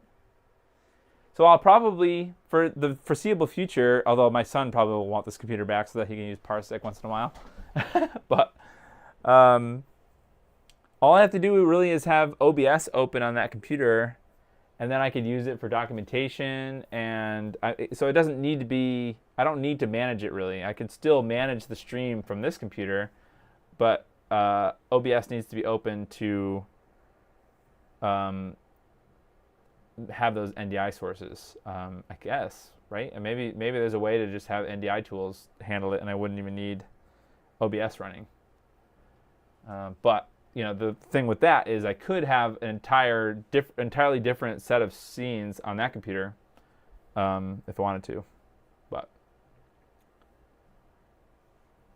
I don't know. I mean, I'm trying to look for reasons not to like this, and I can't even really tell that they're two different videos.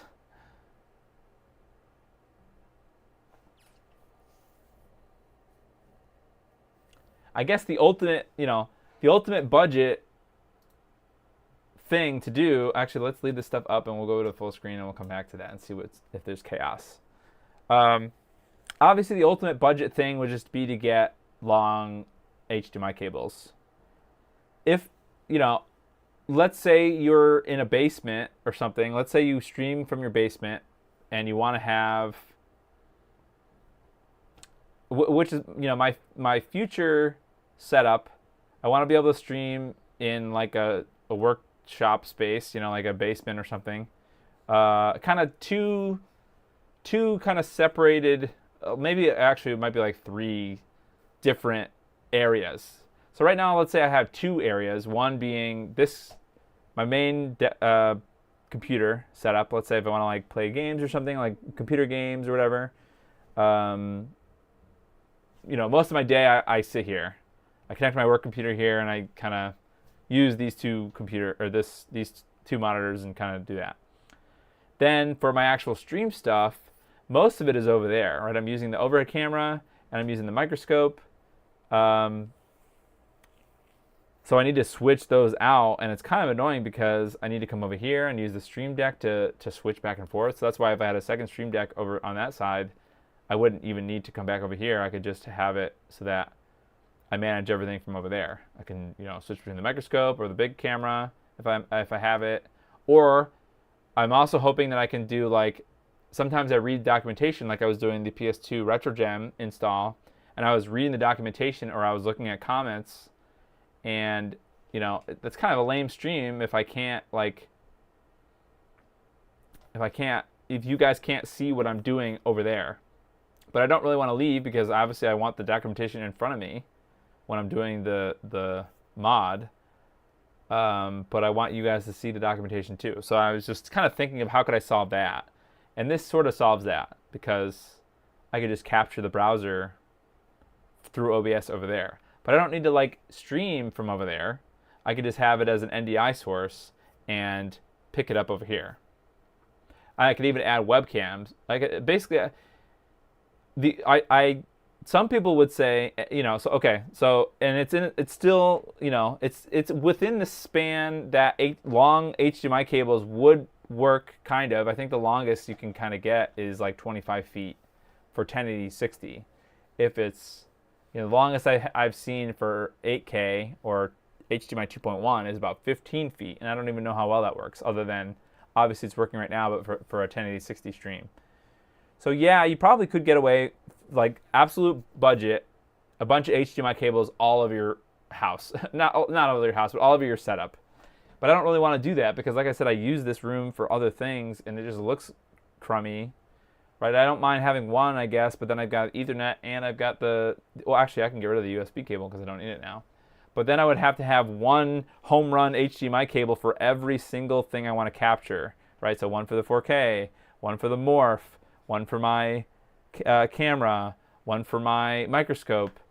right? So now I can get away with just having two, one for the Morph and one for the RetroSync 4K, and do all the other stuff through NDI for cheaper than I was kind of looking at Thunderbolt docks, which my computer doesn't have a Thunderbolt port. So let's say I had to upgrade my computer to get a Thunderbolt port, because this actually it's a motherboard limitation, not necessarily a Ryzen 5 limitation, because there are some Ryzen 5000 series cards that do, or motherboards that do support it. There's only like a handful that do have Thunderbolt ports.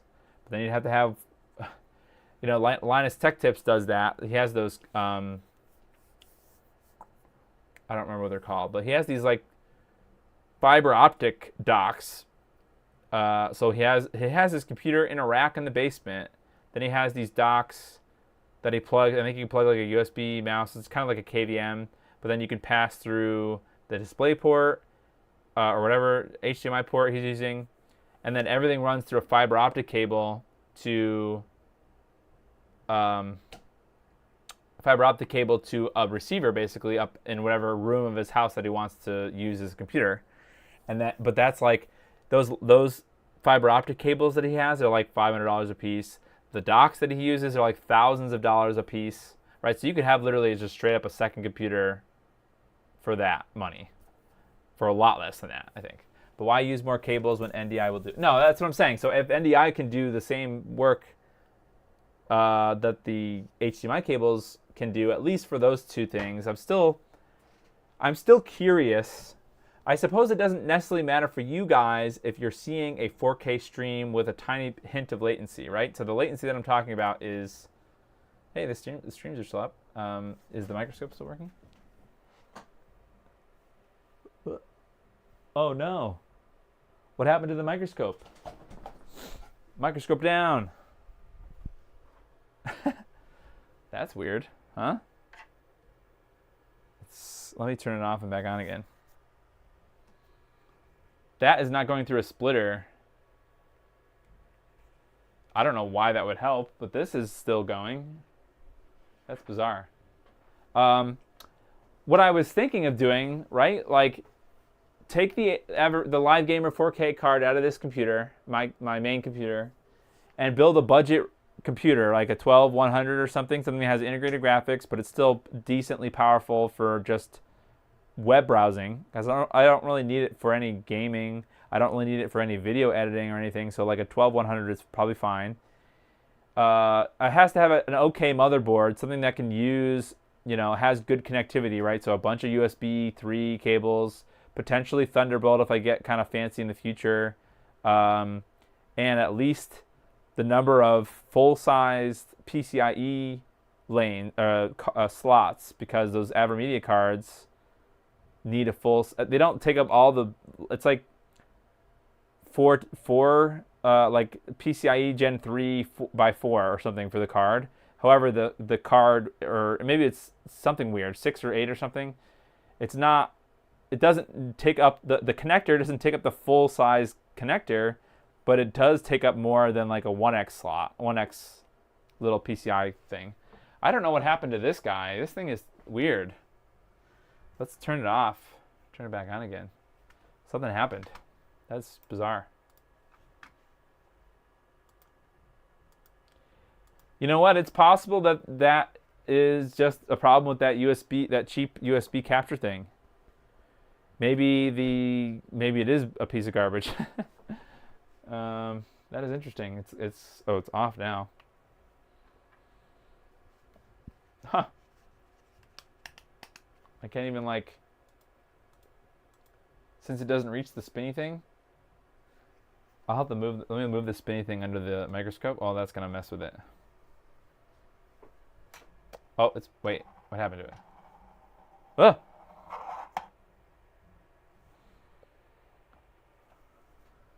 What happened? Custom. So if I had a actual computer, like I said, I do have another internal capture card that I could have thrown in there. I have the Elgato HD60 Pro or whatever it is. Man, what the heck happened to this thing? Did this just poop itself? Maybe this has been my problem the whole time. Well, one of my problems, because I know my, I do have issues. Maybe it's this cable?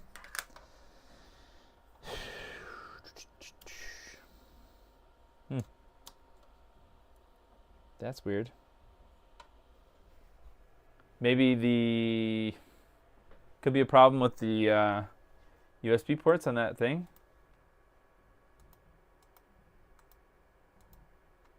Oh, it's back now. Yep. See, I hate this. This is what I hate, having to troubleshoot these cameras during the stream. So maybe I do have to get rid of that thing. But if I had a full computer, ATX computer, I could just shove a bunch of cheap, get a internal capture card or something that has a bunch of inputs or something, and not have to worry about these external ones. You know, the Live Gamer 4K is working. I mean, this one's been chugging along no problem the whole time. It's just the cheapo one that I use for the microscope, which is now fine. So, I don't know.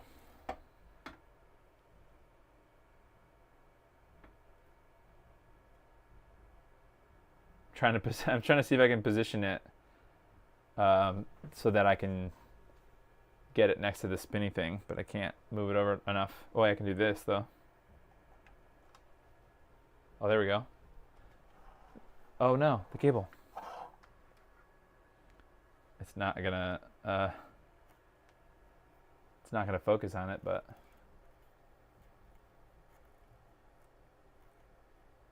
at least we can see if it's still running. The latency shouldn't matter to us since the streams like this are not interactive with our input, so even 10 plus frames of latency to a viewer. Yeah, right. So, and I think this is probably less than that. This is less than, it's not a full second of latency. There isn't a full second of latency.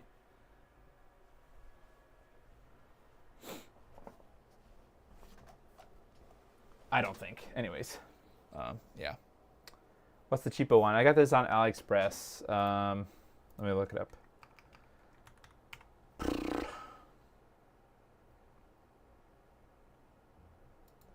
That's not right. AliExpress, yes.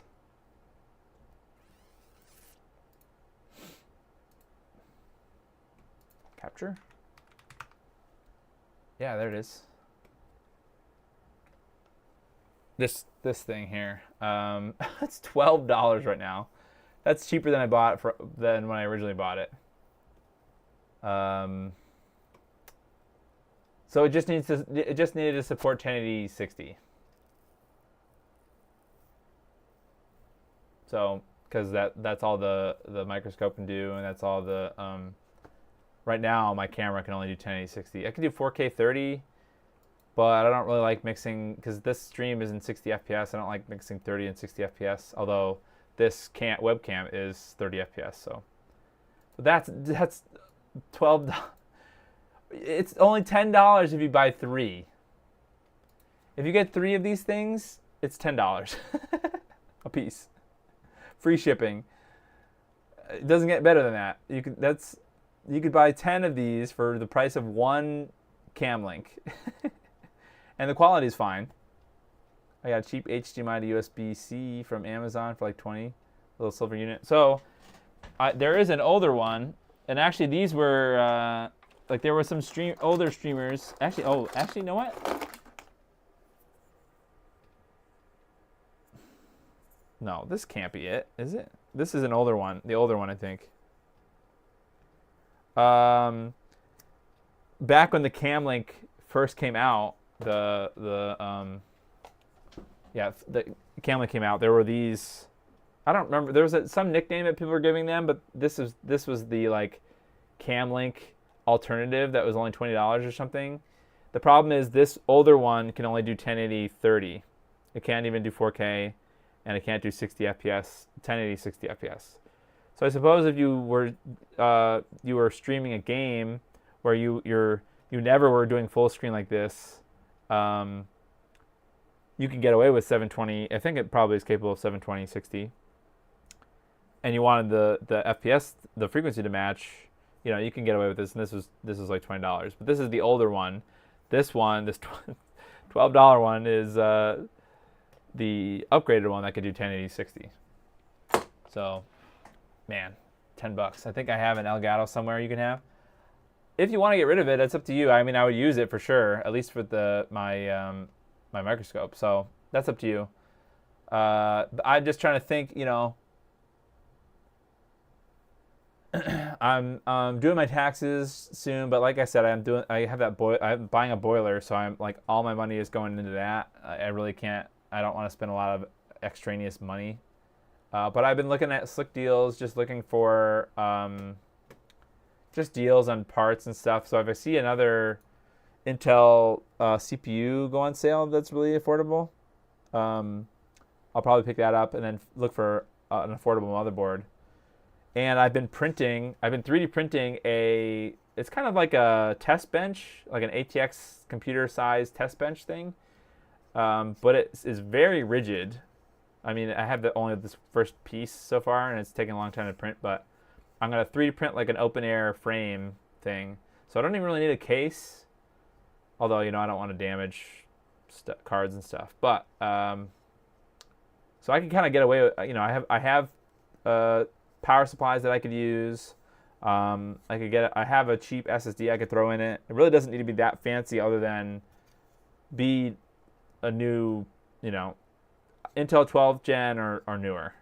Although I don't want to go newer. Like, the reason I kind of didn't want to go with the 13 gen or 14 gen is because the power consumption is even higher than 12th gen. So I never use it all DMA. Oh, you wanted something, right? Extron or something? Yeah, that's right. Yeah, so we can talk about that. There was another thing too. I thought that you, I don't know. Yeah, just DM me. Anyway, so that's kind of where I'm at. I think for the time being, this will work. I mean, it'll keep working for another year until Windows 10 goes bye-bye. So I have at least a year to think about what I'm gonna do, because it seems like this is. Let's see, what is our stream doing here? What is it? I don't have a button yet. Oh, I do. This stream. Hey, it's working. It's not frozen. That's nice. I don't know what happened in the first place. It's probably this piece of crap capture card thing. But hey, so ideally, I would get like a low power CPU, like the 12100 with the integrated graphics, a motherboard that had enough space to put 2 of those Live Gamer 4Ks. That way I wouldn't need any HDMI cables going across. I would just have Ethernet going across. I don't know what the 4K, that would be an experiment.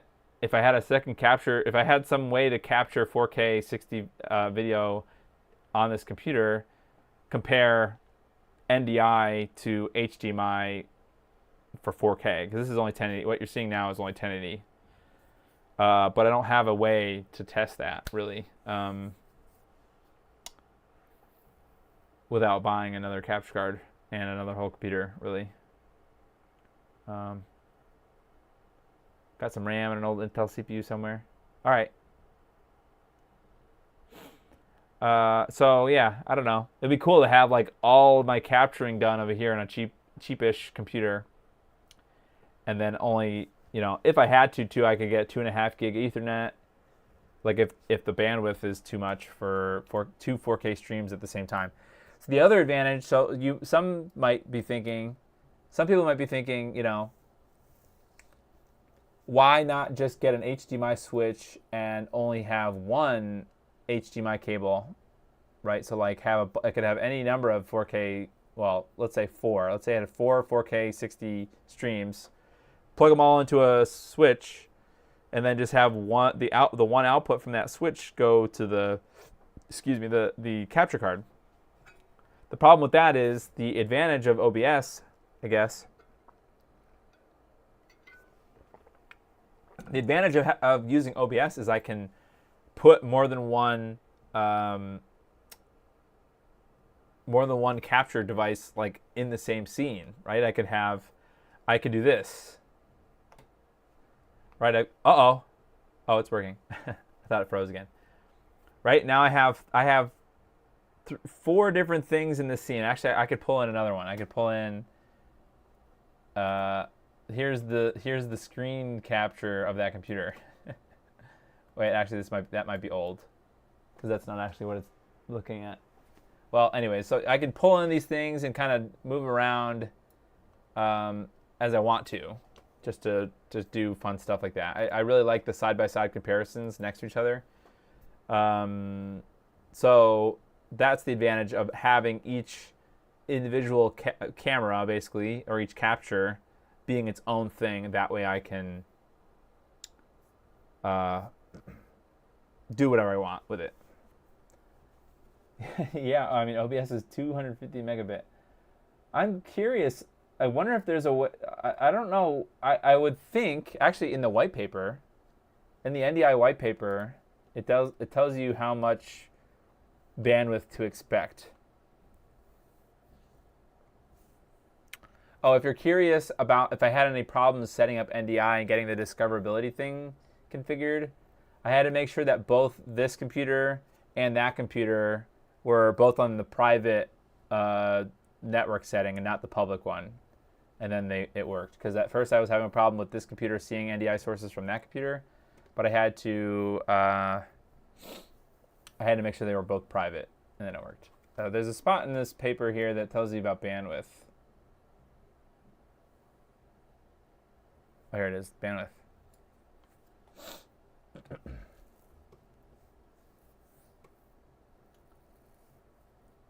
So this is 1080p 60 or 1080 no 4K 60 FPS. Okay, maybe it's right on the mark. Maybe somehow it can. I would think that they would stack, but perhaps. Oh, actually, you know what? They probably are stacking, because I have 2 1080 streams at 60 FPS. So and right now it's about 250 megabit download right now. So if I had I have to let me figure out how to do the 4K 60, because there's a way I have to. So let's go to my output settings for OBS over here, because NDI will respect. It respects the output here, the video output. Okay, so it's set to 4K. Then I go to Tools. Then I go to NDI output. Then it is already there. Interesting. So that's the entire scene. Okay, so that should be the 4K 60 stream. So now I have to do what? I have to add.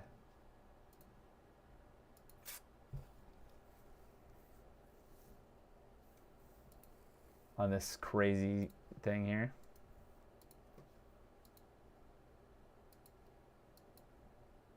Get out of here. I have Grammarly. I use Grammarly sometimes to correct my grammar and stuff. Correct my spelling and things. It has a little pop-up thing, and it always gets in my way, and it's super annoying. This one? Okay, so in theory, this one should be the 4K 60 one.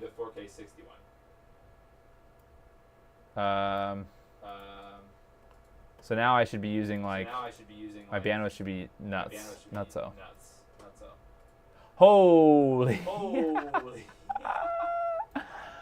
Yep. Switch to browser screen. Okay, so I have my task manager, 500 megabit right now. Yep. So if I had two 4K streams, 4K 60 streams, I mean, it'd be approaching maxing out the gigabit. So I would have to think about getting 2.5 gig NICs at that point. That's crazy. I just wish I had more 1080 or more 4K streams to capture from there. That's funny. Getting my audio twice. Oh, I know why. Oh, it was in that other scene. The NDI actually does support the audio of the video as well. So I think in that other scene, yeah, I had a bunch of extra audio things here. Yeah, I mean, 500. That's pretty good. And actually, actually not that long cable, but I do hand make some of my Ethernet cables, so that is actually not a bad. It means that they're working well if they can stand almost the whole gigabit. So yeah, if I had another, according to the white paper, I should expect at least 250 megabits per one. Actually, that would probably be fine on gigabit. I'd have to see, because like I said, that's theoretical. It's not going to be true 1,000 megabits. So I wonder if I had a second. I could have a second source somehow on a different computer. Like my son's gaming computer. Well, that's only 1080 though. I think the thing is you have to have a monitor that can output 4K in order for you to capture it as 4K. Well, here's the other thing too. I was telling you that there are these. Let me just Google it. There's these like actually Lon Seidman mentioned me. Hold on.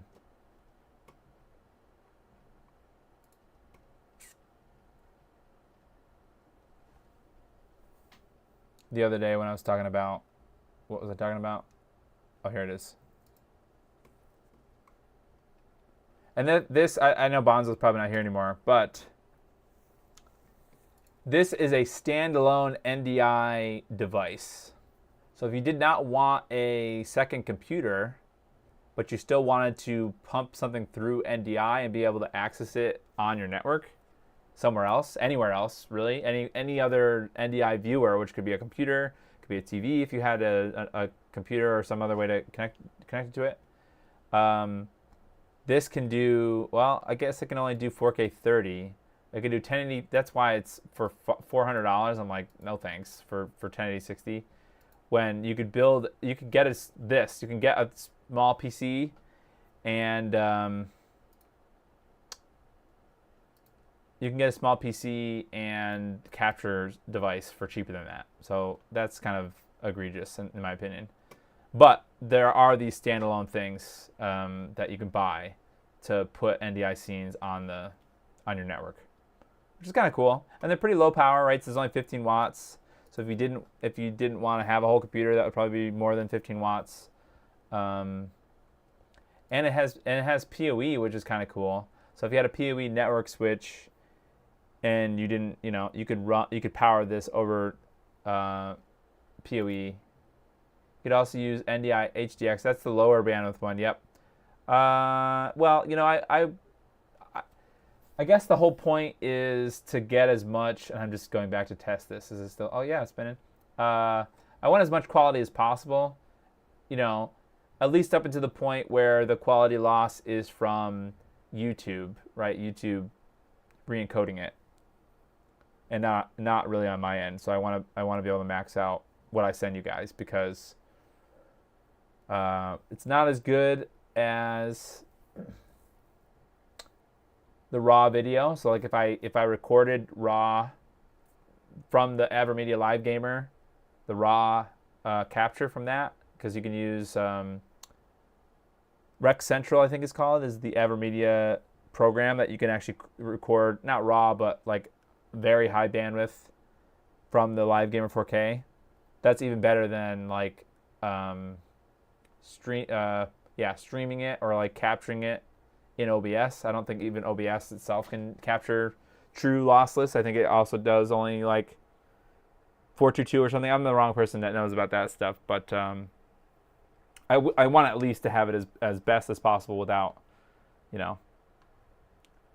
a lot of loss of quality. Yeah, well, like I said, I'm not. Well, one thing I don't know actually, because I didn't listen to it, is there latency on this end? So, for example, if I did, for whatever reason, if I did want to watch a movie and I started playing it. So let's say I had a computer. Let's say I had that scenario before where I have a network rack, like maybe in my basement or something. I have a rack, and all of these different things, like a Blu-ray player, or let's say a Blu-ray. Let's say I have an Ultra HDMI Blu-ray player, or Ultra HD Blu-ray player in my basement, and I had a little computer, right, that has some capture devices on it, so I can capture the, or let's say I have one of these bad boys, one of these. Let's say I have one that can do 4K 60.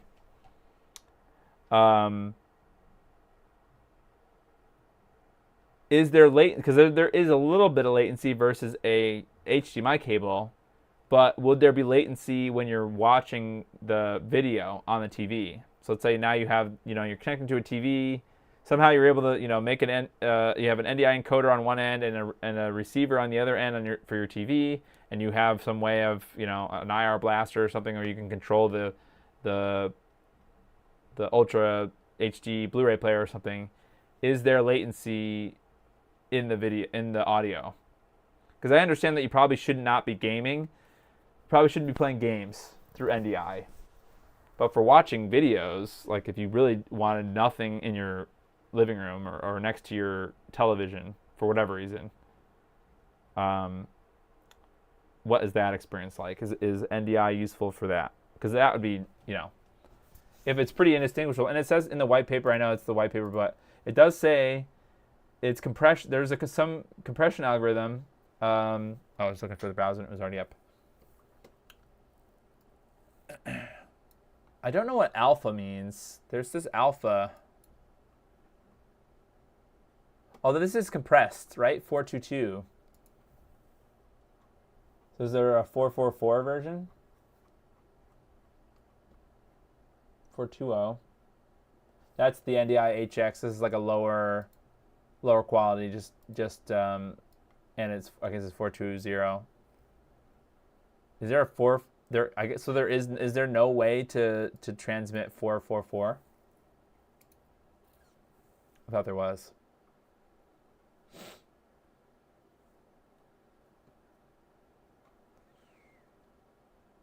Oh, 422 with alpha. Interesting. I don't know what that means in the context of video, but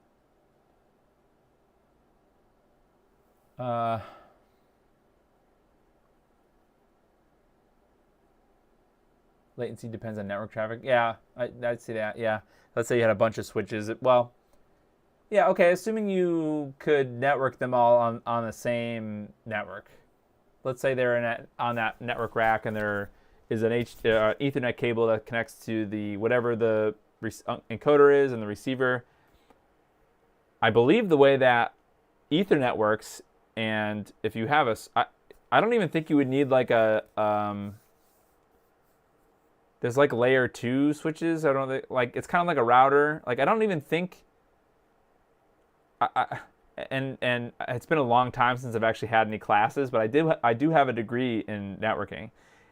Ethernet is kind of interesting in like how the traffic gets broadcast. So in this particular case, right? So I have this computer here, and I wish I knew more.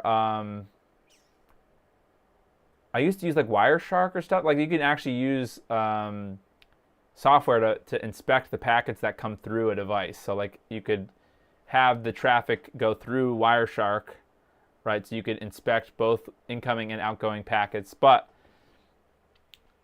in this, I have a switch over here. So this computer is connected to that switch. Then I have a switch over here. So that switch is connected to this switch. And then this computer is connected to that switch. So really it's 2 hops. And there might be a little bit of improvement if they're only on one switch. However, this switch goes to another switch in the basement. Because of the way that Ethernet works, or I guess it would be TCP. No, it's something like that. I think it would not broadcast the packets outside of this room.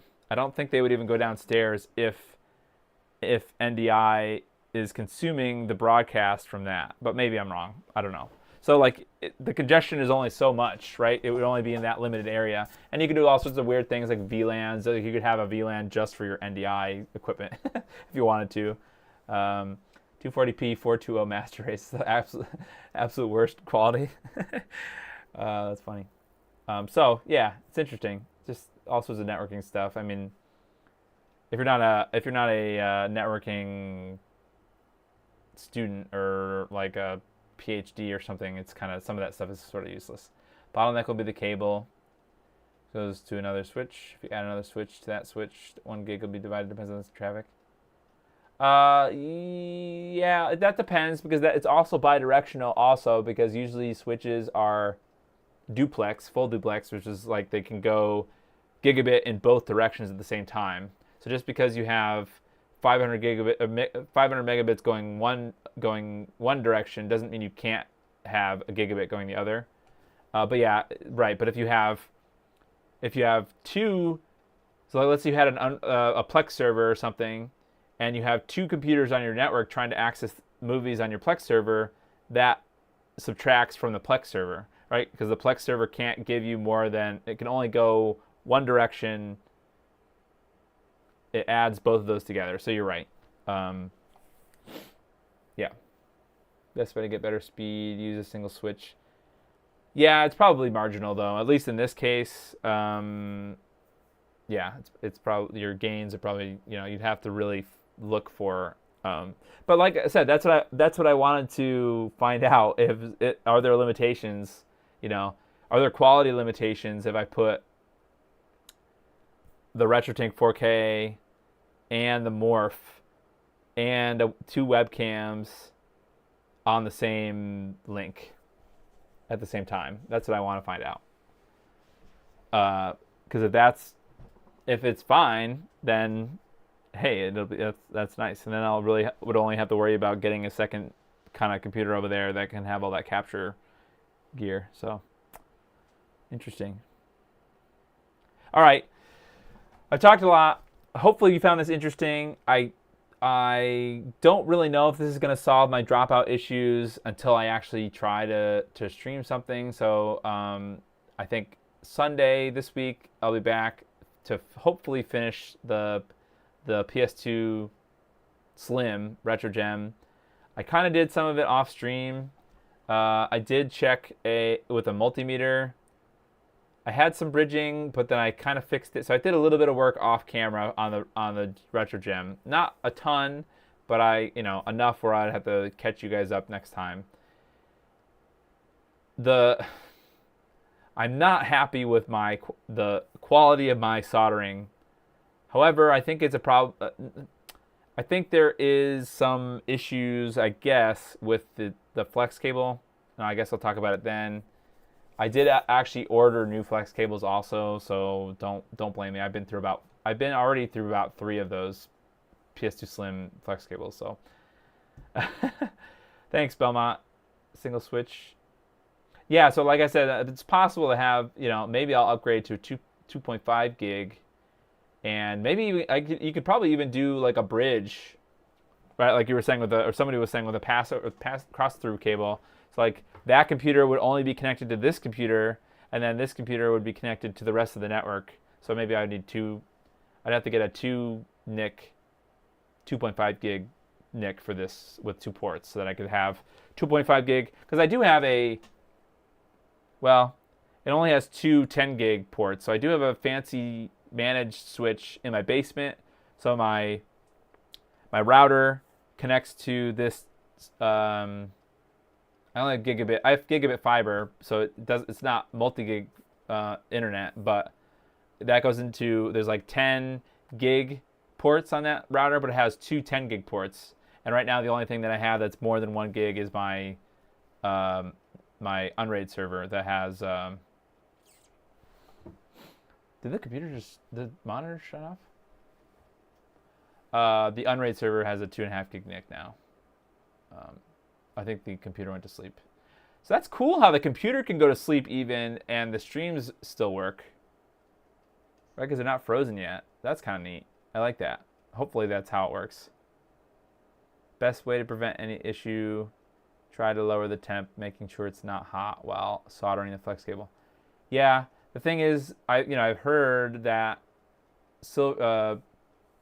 lead-free solder needs higher temperature, but I think in that case you probably do need to lower it anyways. The problem really I was having is where there's like 4 ground pins right next to each other, and those soak up a lot of heat.